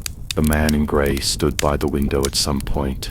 His shadow was elongated, obscuring the shadow of the pendulum. I heard him whisper, "I've said all that needs to be said. Who are you?" I blurted out. He didn't answer, but turned and walked towards the door. The moment the door opened, the wind rushed in with the morning mist, making the contract pages on the table rustle. When I chased to the corridor, I only saw a gray shadow at the corner of the stairs, and half of a copper key on the ground, exactly the same as the 3 we had. The pendulum is still ticking. The sound of morning prayer bells came from the church in the distance, and the rhythm was exactly the same as that of the old clock. I squatted down and picked up the half-copper key. The metal edge still had the coolness of the morning mist. When his eyes swept across the terrace railing, he suddenly stopped. There was a blurry shoe print embedded in the cracks of the blue stone slabs, with a deep indentation on the forefoot, as if it was made by someone in a hurry to take a step back. "Lucas." I tugged at Jane's sleeve and pointed toward the terrace.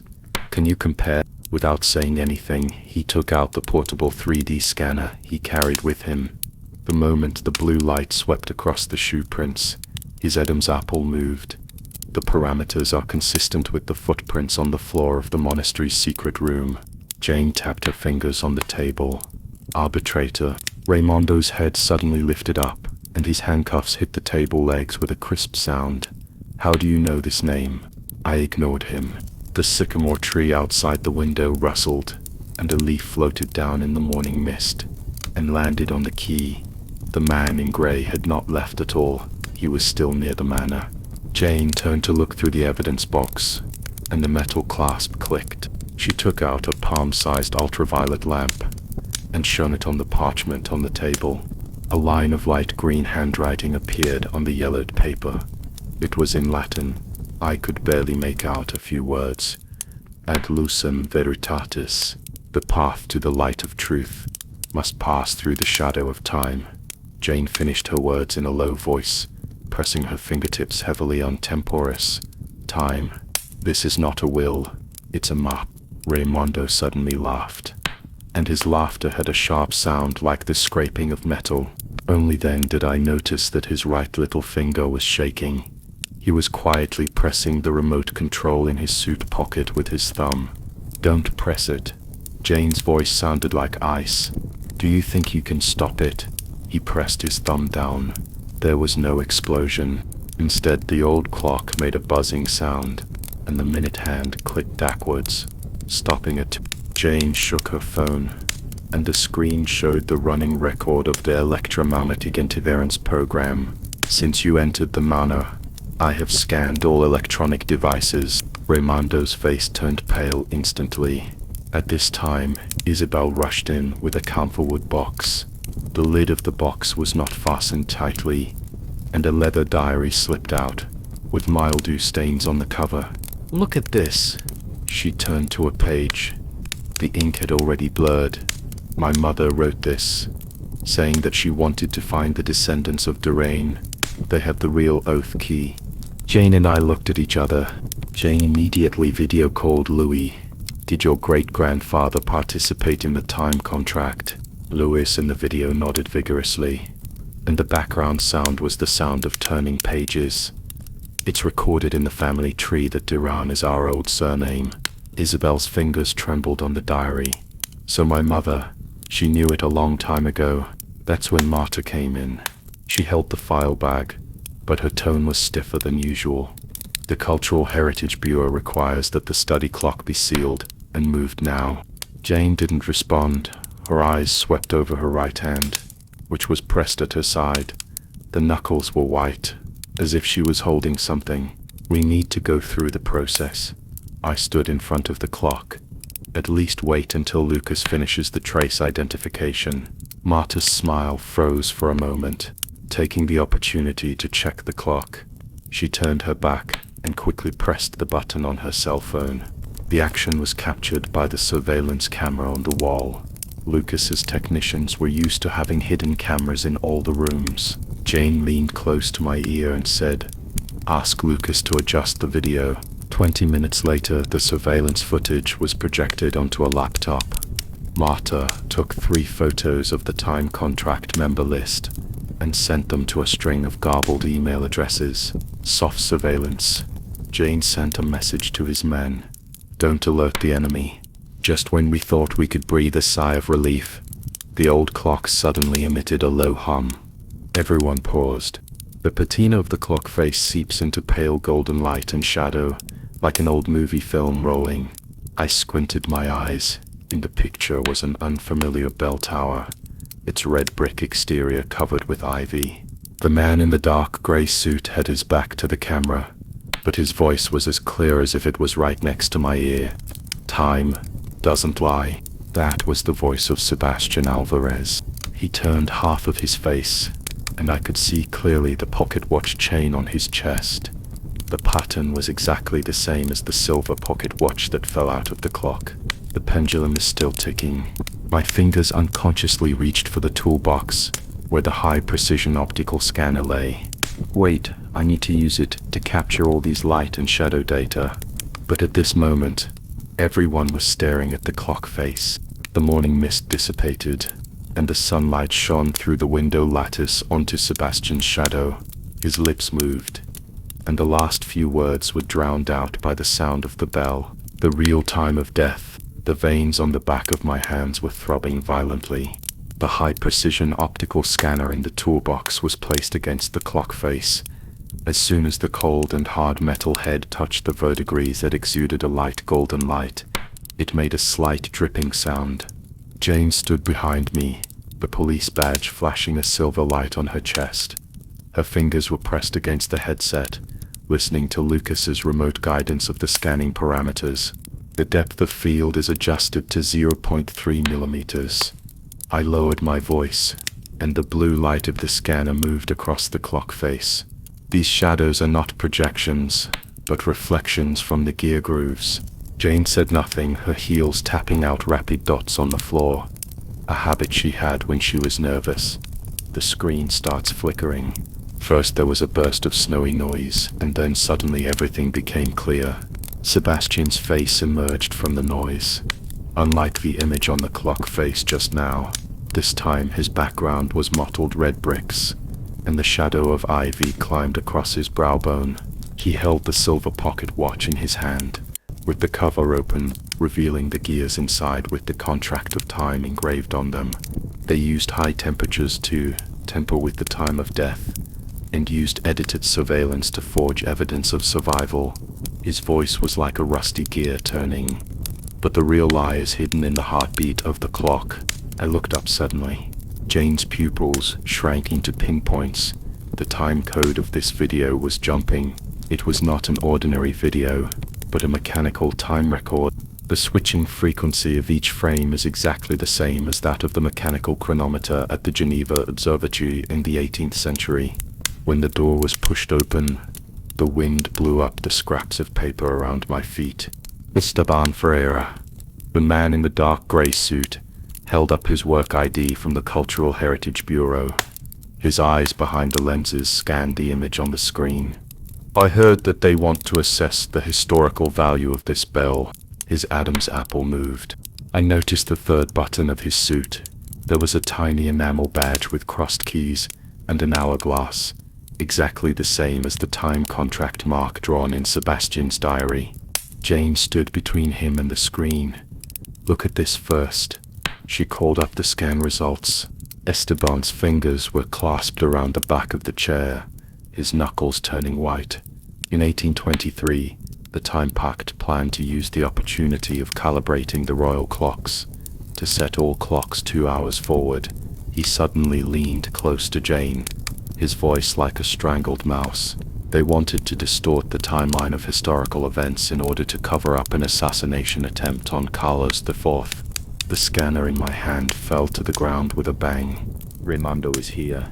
Jane's colleague's voice came through her headset. The deacon of the Punctual Society stood at the door, his tie half an inch askew. He stared at Sebastian on the screen and suddenly laughed. Do you think punctuality is a protector? He loosened his tie, revealing the tattoo on his collarbone, the same as Esteban's badge. We are the white gloves of the Time Administration. All time collections must disappear, otherwise the public will find out. He suddenly paused. The gears of history never turn by themselves. Jane's phone vibrated. It was a screenshot of an email from Lucas. The garbled email address that Marta had sent had been cracked. The recipient was the Vesuvius Foundation. There was a line of text in the attachment. The target clock body containing the core gear of the mirror clock is estimated to be worth 20 million euros. She wanted to steal the clock. I squeezed the scanner tightly. She asked to keep it sealed, because she was afraid we would discover the secrets in the gears. The door was pushed open again.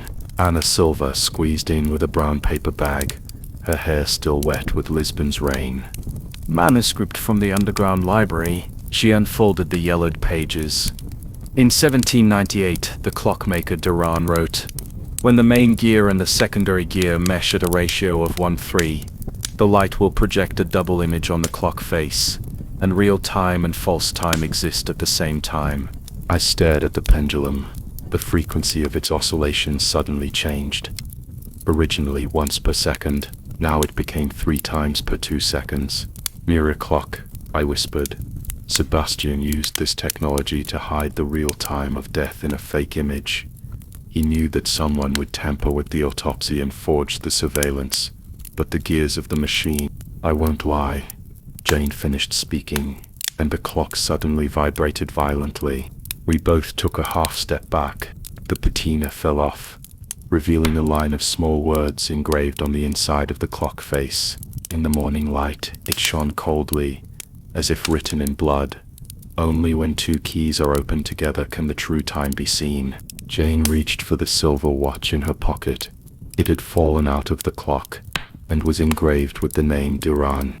I think of Isabel's diary. Her mother's looking for Duran's descendants. Louis, Jane said suddenly.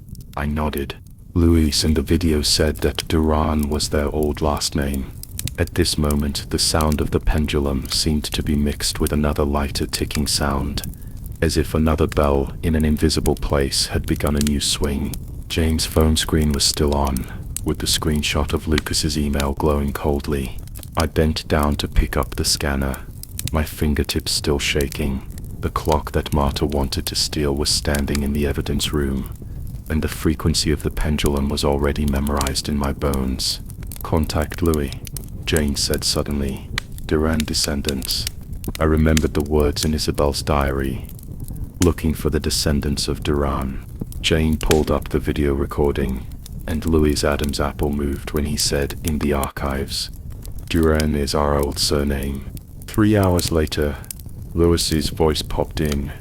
His breathing was heavy, and the creaking of old wood was heard in the background. I'm in my grandfather's study. The pocket watch you mentioned was found. Jane and I looked at each other. The clock in the evidence room suddenly trembled, like a wind chime, the gear pattern. Louis's voice was tense. It's exactly the same as the clock structure diagram you sent me. Jane grabbed her coat. Now attach the pocket watch to the clock body. There was a sound of fabric rubbing against each other on the phone, followed by a buzzing sound. I was only half a meter away from the clock, and could clearly hear the buzzing of the metallic resonance. The shadow of the pendulum drew two overlapping arcs on the ground, one deep and one shallow. It's him. I held my throbbing temple. One of the two keys. Jane's fingers flew across the keyboard, pulling up the photo of the manuscript that Anna had sent. In Duran's notes in 1798, the words double image were circled 3 times in red. I stared at the blood-stained words double key on the inside of the clock face, and suddenly remembered what Isabel said. Her mother always stared at a shadow in northern Portugal on the map. Coordinates. I grabbed a marker and drew the trajectory of the pendulum on the whiteboard. 1:3 gear ratio, corresponding to the longitude and latitude offset. Jane's pen tip tapped on the map. Abandoned monastery, near the border. It was just getting dark when we set out. Jane put her service pistol on her waist, and I held the clock I had snatched from the evidence room in my arms. Marta's people might have set their sights on it. When the SUV was driving on the winding mountain road, Jane suddenly stepped on the brakes. 300 meters to the right. She leaned in. 3 people wearing soft-soled shoes. I held the clock case tightly. In the rear-view mirror, the lights of 3 flashlights flashed like wolf eyes. Jane swerved the steering wheel, and the car veered into the bushes on the side of the road. The moment the bullet flew past the roof of the car, she yelled, "Get down," and threw out the car's fire extinguisher. 3 o'clock. Her hearing was like a sophisticated radar. Replace the magazine. 7 seconds. I reached for the first aid kit in the back seat, pulled out a tourniquet and wrapped it around her arm. She'd been shot in the left shoulder when she stepped in front of me. Blood soaked through her shirt, but she was still smiling. The sound of the machine is more honest than the heartbeat. It was just dawn when we reached the monastery.